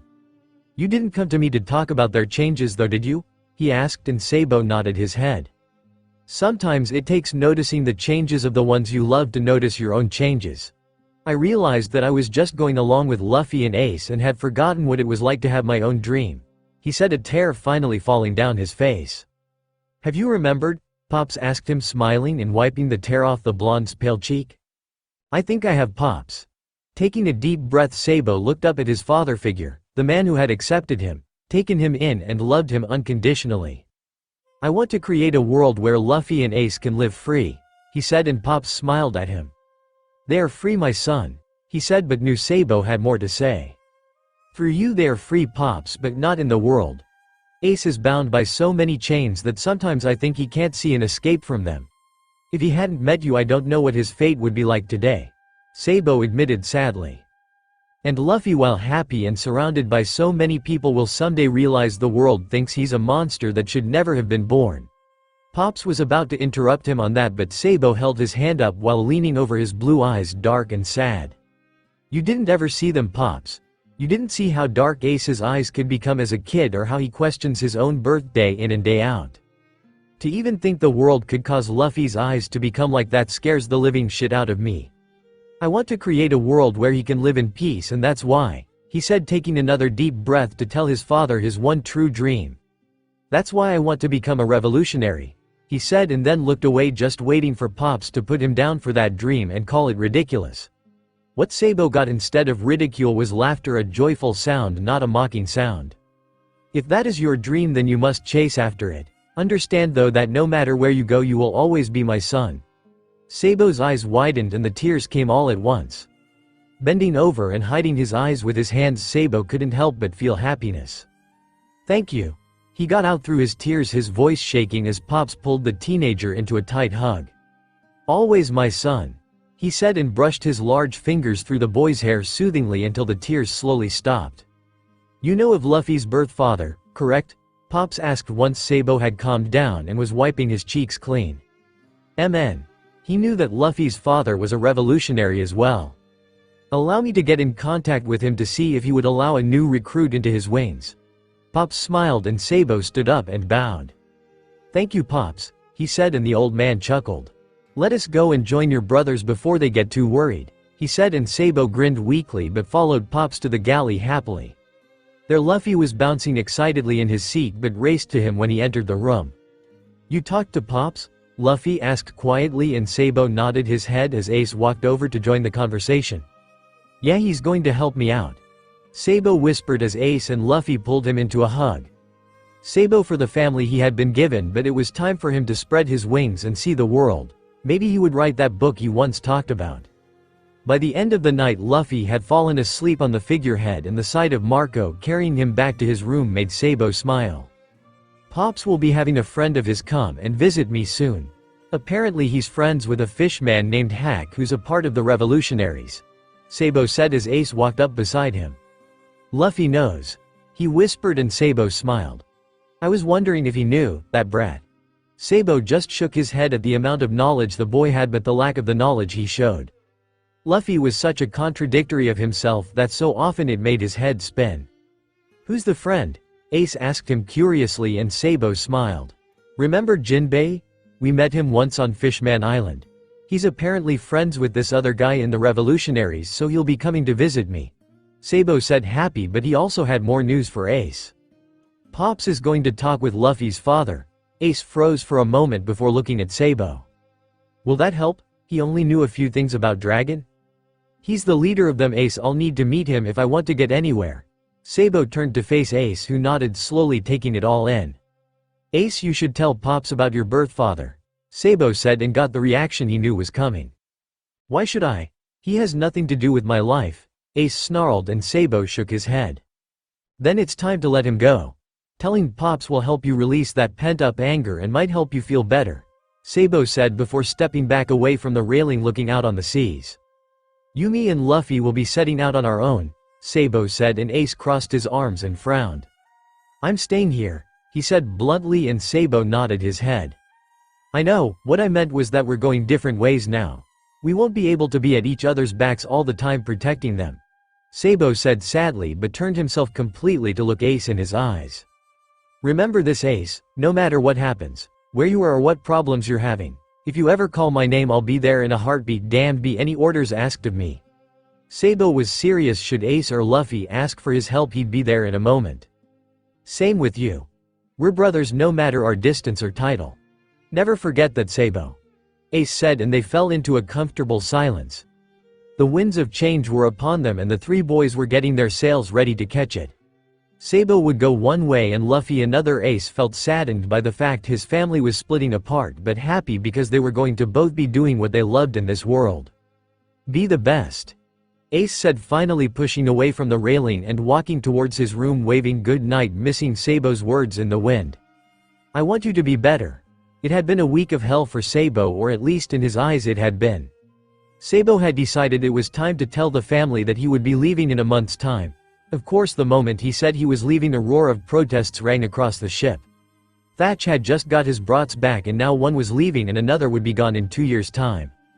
It's his decision, Ace said after another one of his siblings had asked him to make Sabo stay.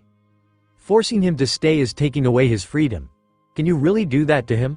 Luffy asked coldly as more came to him after being shot down by Ace. They found Luffy's cold voice and shadowed eyes to be worse than Ace's shrugging and smiling. But he's our brother, Thatch said sadly to Luffy, who gave a loud, exaggerated sigh. And wherever he is, he will still be your brother, Ace said, walking up behind the growing group to help Luffy out. When I leave, I'll still be your brother even if I'm far away. Sabo's no different, Luffy said, and Thatch nodded but still felt sad. Jinbei will be here soon, Ace told Luffy, who grinned, happy to see his friend. Really? Luffy asked in excitement, and Ace nodded. Jinbei would be coming to talk with Sabo and direct him to Hack, who would there take him to Dragon.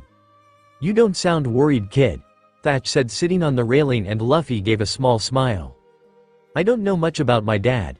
What I do know though is that if Sabo is strong enough, which I think he is, then he'll be fine no matter what, Luffy said, shrugging his shoulders, and Ace smiled back at him. And if something does go wrong, he'll always have a place back here, Ace pointed out, and Thatch nodded. He'll also have a place in my crew no matter what. Sabo had been listening to his brother's talk, and he did feel a bit emotional about their conversation, but also annoyed at it. I'm not joining your crew, Luffy, he muttered to himself, knowing the kid probably didn't hear him. While Jinbei was to come for him, Marco had taken Luffy's training seriously and was pushing the boy every day as often as possible. Marco seemed to believe that Luffy was strong but could be stronger and needed the extra push to get there. It was Ace who told Marco about Luffy's spar with the marine smoker and how Luffy loved being challenged further. Since then, Marco hasn't been holding back, and Luffy finally loved it. What made the crew laugh though was that every time Luffy got a bruise of any color, Marco would apologize instantly and Luffy would miss the moment and continue fighting. The first time it happened, Luffy knocked Marco across the deck, landing his first blow ever on his maw. And while Luffy was ecstatic about the blow, he was also concerned. Luffy then bragged for about 3 days after he had done it, after he had made sure Marco was actually okay, of course. Thatch, who wasn't a fruit user, was working to teach Luffy to better control his armament haki. He had made it clear that whenever they spared, he would be aiming to teach the boy his weak points by hitting them constantly. Logias tend to think they're untouchable, Lu, so use that to your advantage, Thatch said, grabbing Ace by the shoulder and throwing him around like a rag doll as proof. Thatch! Ace shouted, getting himself back up. He had just woken up from a narcoleptic fit and still felt rather weak. So if I train with you I might be able to kick Ace's ass? Luffy asked, his eyes wide and sparkling, but Ace just laughed. Keep dreaming, Luffy, I'll always be able to kick your butt any day and time, he said, grabbing his bag of chips that had fallen out of his hand and continued to walk away from them. Were those chips? Luffy asked, suddenly poking his head around Thatch and sniffed the air excitedly. What do you want more, kid, those chips or the chance to kick Ace's ass? Thatch asked him seriously, not having all day. The mental battle that went on in Luffy's head was an amusing sight for him to see as Luffy began to sweat and make faces and hand gestures. Luffy had to choose between his stomach and a chance to get stronger, which was never an easy battle to fight. In the end, Thatch chose for him by punching him in the face, knocking him backwards across the deck. If you can't make the proper decision on time, Luffy, your crew will pay for it with their lives, he scolded as Luffy wiped blood off of his chin. We won't be at your back to protect you should you hesitate, and the world will kill off those who show weakness, Thatch said, cracking his wrists ready to go again. Right, I won't hesitate this time, he said, forgetting the snacks altogether and focusing on his training with Thatch. Thatch gave a smirk, knowing he had the boy's full attention now, so he would do everything he could to keep it. Let's see how fast you can get, kid, Thatch asked, running past him aiming a kick for Luffy's lower back, but the boy sensed it and turned on his toes away from the kick and bent backwards, using his own foot to try and kick Thatch in the chin. You're flexible, use that to your advantage, Thatch called to Luffy before landing a punch on Luffy's chest, knowing it would bruise since he used hockey. I won't apologize, kid, if you don't want to get hurt then don't get hit, Thatch said to Luffy, who had flown a distance backwards but landed on his feet. Luffy was breathing heavily since they had been fighting non-stop for about an hour now, and that was the longest he had ever fought for. Glaring at Thatch since he was now tired and rather cranky, Luffy got himself into a stance that felt comfortable for him to breathe. Good, find your favorite stances and work thorough them to make your movements flow better.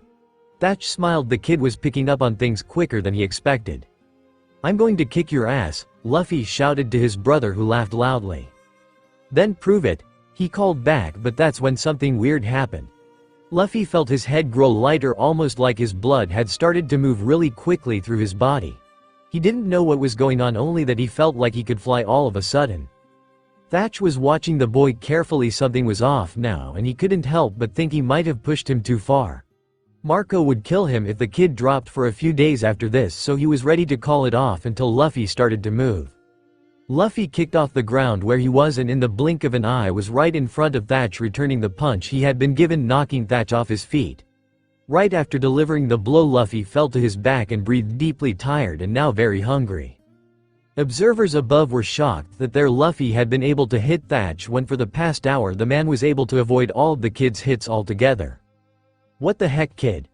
Thatch said in surprise, wiping the blood off his lip, but a smile came to his face. Luffy was fast, faster than his observation hockey could catch, and that was amazing. Food, Luffy called out hungrily, and Thatch laughed. Alright, I guess you do deserve a snack or 200, he said with a smile, but was still eyeing the kid. Food, Luffy just said again, holding his stomach, but pulled himself up into a sitting position. Lou, what was that? Thatch asked, wanting to know how the kid got so fast suddenly. What was what? He asked in confusion, not understanding what Thatch was talking about. Luffy just fought with all his strength, nothing else. Once Luffy was up and running towards the kitchens, Thatch stood up and removed his sweaty shirt, trying to cool down. He did something weird, Thatch said, and Marco was leaning against the railing above, giving a soft smile. He's Luffy, doing something weird is in his biological nature, Yoi, Marco countered. I think I saw steam come from his body, but it was so quick I'm not sure if my eyes were tricking me, Thatch pointed out, and Marco nodded. No one's been able to get past my observation hockey in a really long time, Thatch sighed. Then maybe it's a good thing we're training them, isn't it? This way we can retrain ourselves, Yoi. Marco knew the comforts of being Onopal didn't usually want to mess with you, knowing you were the son of the strongest man in the world.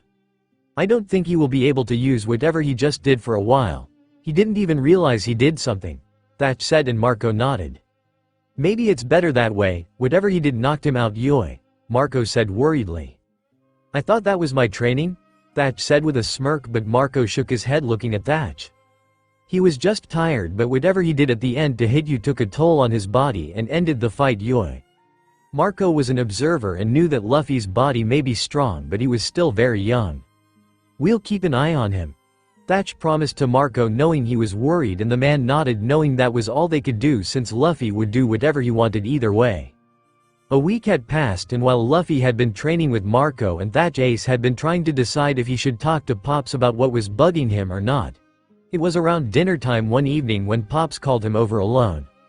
"What's up, Pops?"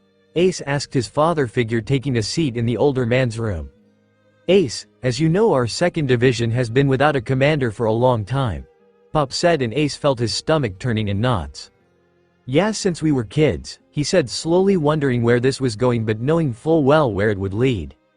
"Your brothers and other commanders have voted on the new second commander and wish for that person to be you," he said, and Ace hung his head, which wasn't the reaction that Pops had hoped for. "I'm honored, but isn't there anyone else that might deserve it more?" he asked quietly, and Pops shook his head. "We have all decided and agree that you alone would fit the role perfectly." He smiled, but Ace's eyes were dark and sad. The darkness in them reminded the old man of what Sabo had said a few weeks prior to him. At this moment he wondered if those chains that Sabo had mentioned were still holding Ace bound and trapped. "Take your time deciding, my son. I'll be waiting for your answer when you're ready." Ace nodded, bowing to his father and leaving the room quickly. When he left, he noticed quickly that Luffy and Sabo were waiting for him. "So did y'all accept?" Luffy asked excitedly, and Ace shook his head. "What, why not?" Sabo asked, annoyed at Ace. "I didn't say no, I just need time," was all he said, walking past his brothers towards his own room. "Ace, the galley's that way," Sabo said, pointing in the right direction, but Ace shook his head once again. "I'm not hungry," he whispered, and continued to walk towards his room, leaving stunned brothers behind him. "Did we mess up?" Luffy asked Sabo sadly, but he couldn't reply because honestly he didn't know. He was so sure that Ace would be happy to be a commander. Heck, even the other commanders thought he'd be happy. "Let's go eat, Lou," Sabo said, turning towards the galley where he knew his family would be gathering. "But Ace," Luffy started, worry in his voice, "needs to go through his heart right now and make this choice on his own," Sabo said in finality, knowing that this was Ace's struggle, and much like Luffy learning to make his own decisions, it was time for Ace to do the same. Jinbei had arrived a few days after and welcomed the tackling hug from Luffy. "Welcome home," Luffy called out to his friend, who patted the straw-hatted boy on his head. "It's good to see you're well, Luffy-kun," he said, and looked around. "Where's Ace-kun?" Sabo frowned and shook his head. "Being moody," was all he said, and Jinbei laughed. "Nothing's changed then, has it?" Sabo finally laughed for his friend. "I was able to get in contact with Hack and he'd like to meet you," Jinbei said to Sabo, who nodded his head. "When do we leave?" Sabo needed to know, and Jinbei smiled softly at the boy. "In 2 days' time we will head in that direction. I don't want to be seen with the revolutionaries, so I will be delivering you to the closest area where Hack will meet you from there," Jinbei said, and Sabo nodded, understanding completely what the fishman was saying. Ace had been watching from the shadows and felt sadder as the conversation went on. This was it.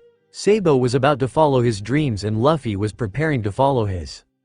Ace knew he would be a good commander. He was respected by many on the crew and loved by all, but the idea of him, the devil's spawn, being loved like that, he wasn't so sure he deserved it. "What's on your mind, Yoi?" Marco asked, coming up beside him. "What isn't?" Ace asked, and Marco laughed. "Want to talk about it?" Marco asked, turning towards Ace, who just sat down, wrapping his arms around his knees, unsure where to start. "How are you okay with Luffy leaving?" he asked suddenly, and Marco looked at the man, shocked before laughing. "Because I know no matter where he is, he'll always have our eyes watching his back, Yoi," Marco answered simply, and Ace looked up. "But what if people start to call him a monster? What if he changes and becomes different? What if something goes wrong and he starts to hate himself?" Ace asked, and Marco kneeled down in front of Ace. "Then we'd remind him that he's loved, that the world can call him everything under the sun, but we'll forever call him our brother. And should he begin to hate himself, we'll all have to remind him why he should love himself, just as we would any of our siblings, Yoi," Marco said to Ace, who looked down, resting his head on his arms, his eyes watering. "Even me?" he asked quietly, and Marco stood up, giving a large grin. "Especially you, you are loved, Ace, you are home, Yoi," he said, and he left Ace to himself to come to his own decision on what that conversation could mean to him. Sabo and Luffy were visiting with Jinbei, but he had taken the day to be alone, to really think things through. By the evening, Ace had found himself frozen out front of Pop's door, unsure what he should do. Taking a deep breath, he knocked on the door, hoping in the back of his mind that Pops was already asleep and wouldn't answer. "Enter." Pops called, and Ace sighed, trying to gather his courage, and entered the room. "Hey Pops," he said, sitting down in front of the man who was laying on his bed resting. "What is troubling you, my son?" he asked, and Ace closed his eyes before saying what had always been bothering him. I am the son of Gold Roger," he said, and awaited the angry comments and hatred that had always followed him once people found out who his father was. Instead of anger, what Ace got was a sound of laughter from the old man. "Is that all? And here I was thinking it was a bigger problem." Pops laughed as Ace's face fell into shock. "But you and Roger were enemies and rivals. You hated him," Ace said, and Pops laughed some more. "Roger and I were both pirates, and on these seas he earned my respect. It does not matter who your father is, you are a child of the sea, and that makes you my son," Pop said, and Ace felt tears come to his eyes. He had been accepted and loved. The old man who had known and fought against Roger had called him his family and given him his love. Ace had never been so happy in his entire life. "Thank you," he whispered out, hanging his head down and trying to regain his composure before a final thought came to his mind. "Pops, does that offer still stand?" he asked softly, and Pops chuckled. "If you wish for it," he said, and Ace looked up at his father, his eyes red-rimmed and stinging, but a small smile on his face. "I accept. I wish to be the new 2nd Division commander." After that was said and the title announced, everyone partied for the rest of the day and most of the second. Jinbei was happy to have come around this time, not knowing there was going to be a party. Ace had never felt so light and was finally smiling freely to everyone and laughing as loud as possible. Sabo was happy. Ace was finally free of his chains and free to live in this world. Now all he had to do was change the minds of the people around them. Hopefully then Ace could smile like that forever, and Luffy would never know the pains of rebirth. That night before the morning he would be leaving, while Sabo was packing his room up with things to take with him. He couldn't help but stop and think back on how his life had changed so much because of this ship. Because of Garp pulling him and Ace away from Dayton, he had met Luffy, had seen Ace grow, had partied, got hurt, learned it was okay to not be okay, and had learned to smile from the bottom of his heart. Sabo couldn't stop the tears falling down his face as it all hit him. He was leaving for good. Having second thoughts? Ace asked, leaning up against the doorframe, and Sabo shook his head. "No, I'm going to go, it's just that, this place here, I've never been so happy before," he said, and Ace nodded. "I know what you mean, but Sabo, goodbye isn't forever." Sabo looked up at Ace, who sat down on the man's bed, allowing Luffy to enter the room with his bright smile. "It's until we meet again." Luffy finished, and Sabo turned around and pulled Luffy into a big hug. "Why don't we spend the night together, one last time?" Sabo asked, and they laughed and nodded. "We'll help you pack," Ace said, and they did. That night the three brothers laughed and cried and played cards until 3 a.m. when Luffy finally fell asleep. "I'm going to miss you guys," Sabo whispered, brushing Luffy's dark hair out of his face. "Then don't stay away for too long," Ace said, lying down on Luffy's left while Sabo took the right and smiled happy. "I'll try not to," he said, closing his eyes, falling asleep, happy to be with his brothers even if it was the last time. When morning came, Sabo was all packed and ready to leave. He was standing beside Jinbei and his family was surrounding him. "You sure about this?" Thatch asked him, and Sabo nodded. "Yeah," Sabo said simply, and Thatch nodded his head, accepting it. "Keep in contact, kid," was all he could say to the boy, who laughed. "I'll try my best." And he meant it. "Ace, Luffy, we promised that we'd live life without regrets, and that's what I'm doing. No matter how far away, I'll always be watching, alright?" he said, and Luffy chuckled at his brother. "Be the best," Ace said, repeating himself from once before. "Let's both be better, after all we've got a little brother we need to protect," Sabo said, causing Luffy to scowl. "I don't need to be protected, I'm strong," he yelled, causing everyone to laugh. "I'll see you around," he said, waving before jumping onto a whale shark with Jinbei, and they said goodbye, moving off into the distance, disappearing over the horizon. "And just like that he's gone," Thatch said, leaning on the railing watching the waves crash against the ship. "I miss him already." Aizu said sadly, turning to look at Luffy and Ace, who were both grinning in happiness. They don't look affected at all, Vista said, pointing to the smiling boys. They are, but I think they're happier that Sabo's following his dreams a little bit more than they miss him, Yoi. Marco said, knowing just what Luffy was thinking. Luffy will be gone soon as well. Thatch reminded them all, and Marco smiled softly. Then we'll have to train him harder, no won't we, Yoi? And everyone grinned at the idea. Everything was going to be okay after all. These were their little brothers, and no matter where they went in this world they'd be loved. 2 years later, Luffy was finished packing his backpack and was ready to go. He was wearing a red vest buttoned up his front and blue jean shorts that went down past his knees. Oi Luffy! Ace called from the deck, and Luffy smiled softly. Yeah, I'm coming. He called out to Ace as he walked to the desk he had in his room where his straw hat was sitting. Has it really been 2 years already? He asked, picking his straw hat up and carrying it with him out of his old room onto the deck that had been filling up with siblings and his parents. You ready to go, kid? Thatch asked sadly, but a smile on his face. Yup. Luffy chirped. A few of the crewmates in each division was ready to take Luffy through the comm belt to the island. Apparently his first mate was at. Ace had gotten in contact with Garp, asking him for directions to the island where the dojo was supposed to be. Garp had given Ace the directions and the name of the said island, and from there he passed it on to the navigation division to get Luffy there when the time came. Are you sure you don't want one of us coming with you for a bit, Yoi? Marco asked again to Luffy, who shook his head. I've got to do this on my own, ma. He answered, and Marco nodded his head in understanding. Wherever you go, my name will always protect you should you need it, my son.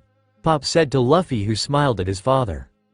I want to make a name for myself first, Pops, before others figure out who I am. He said, and Pops nodded his head in understanding. Luffy, I'll miss you, Yoi. Marco said, giving the boy No Man a hug, which Luffy returned. I'll miss you more, he said, as he did 2 years ago to his mother figure. That will never be possible, Yoi, he countered, and Luffy laughed. Ace, I'm going to surpass you, he challenged, and Ace laughed loudly. Bring it, little brother, he challenged, and the two fist bumped before Luffy jumped from the railing of the Moby onto a smaller ship to take him where he needed to go. Luffy grinned before placing his straw hat on top of his head with pride. Sabo was first, Ace was second, but I won't lose to you both, so wait for me at the top, Ace. I'll catch up to you soon, he said, and Ace chuckled but didn't say anything. Alright, I'm going now, he said, waving to his family, who smiled softly at Luffy, their little brother, and waved him goodbye with a loud shout that rang across the ship and waves all together. Marco was smiling for his Luffy since he was now following his dreams.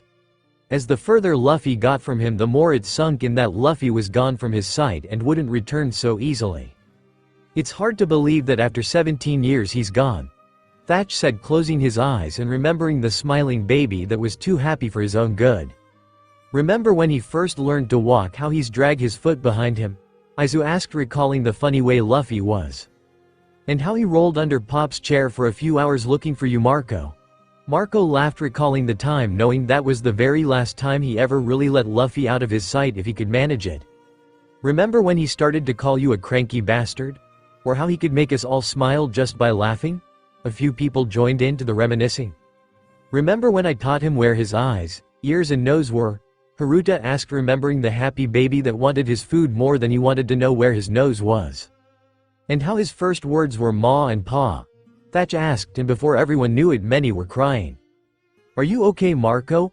Pops asked his eldest, who smiled widely. Yes, I'm fine. We'll meet again, but this time, it will be at the top, Yoi. He said, excited because he knew that if anyone was going to be the king, it was going to be Luffy. You sure? Ace asked him seriously, since he himself was missing the boy already. Of course, after all, this is only the beginning of the future Pirate King. His journey has just begun, Yoi. Marco was wandering the ship, realizing how silent it actually was now. Sabo had gone his own way to follow his dreams, and goodness, he hoped they came true. Luffy was out on his own now, causing trouble, or at least Thatch hoped so. Though knowing the kid, he was getting into as much of that as possible. Marco could only hope he at least waited until he had his nakama gathered. Ace had accepted the position of 2nd Division Commander, and it really fit him, almost as if he was born for the title, and you never know, maybe he was born for it. Marco had been walking the ship for a while and found himself standing in front of the old room Luffy had been living in since he was able to be on his own. Marco had been avoiding this part of the ship for a week, not able to take the actual pain knowing that this room would from now on be empty without his sunshine. Taking the door handle, he opened the cabin up, realizing it was dark and cold, almost as if the presence of Luffy had faded completely. "Has it really been a week, Yoi?" Marco asked out loud, knowing he wasn't going to be getting an answer. Marco walked around the room and checked out the dresser, and knowing it was partially empty. Luffy always did struggle to change his clothing on a daily basis, so he only brought with him the bare minimum. Marco hoped that one of his nakama would teach him some good habits over time. Marco sat on the bed and looked at where Luffy used to sleep. He remembered the days he would read the boy bedtime stories here and the laughter Luffy would give after a funny tale. He saw the old bear on the desk and remembered how Luffy would refuse to even live without that bear. They never did find the original toy he lost and guessed it had fallen into the sea. Looking at the bear closely, Marco realized something was underneath of it. Marco was interested, he gives that, especially since Luffy wasn't the best writer. "Hey Ma, you finally decided to come visit my room, did ya? I know this must be hard on you." The letter started and Marco sat down on the bed to fully take it in. Luffy had written him a letter. "I don't really like saying goodbye to people because I swear we'll meet again. I especially hated saying goodbye to you and Pops and everyone else. I'm not going to be back for a long time, Ma, and we probably won't talk as much either, so I left you something." Marco read that last part in confusion before looking around the room since the letter just finished right there. Standing up and touching things in the room, Marco opened one of the drawers in the dresser to find a large bound book. Picking it up, Marco went and sat back down on the bed, curious as to what this was. Unclipping it, he opened the cover to find another folded piece of paper, so he opened it up and continued to read. "Yay, you found the present. It didn't take you too long, did it? I knew I was leaving soon, so for the past month I was gathering stuff for this. This book has all the pictures that were ever taken of me and of us together.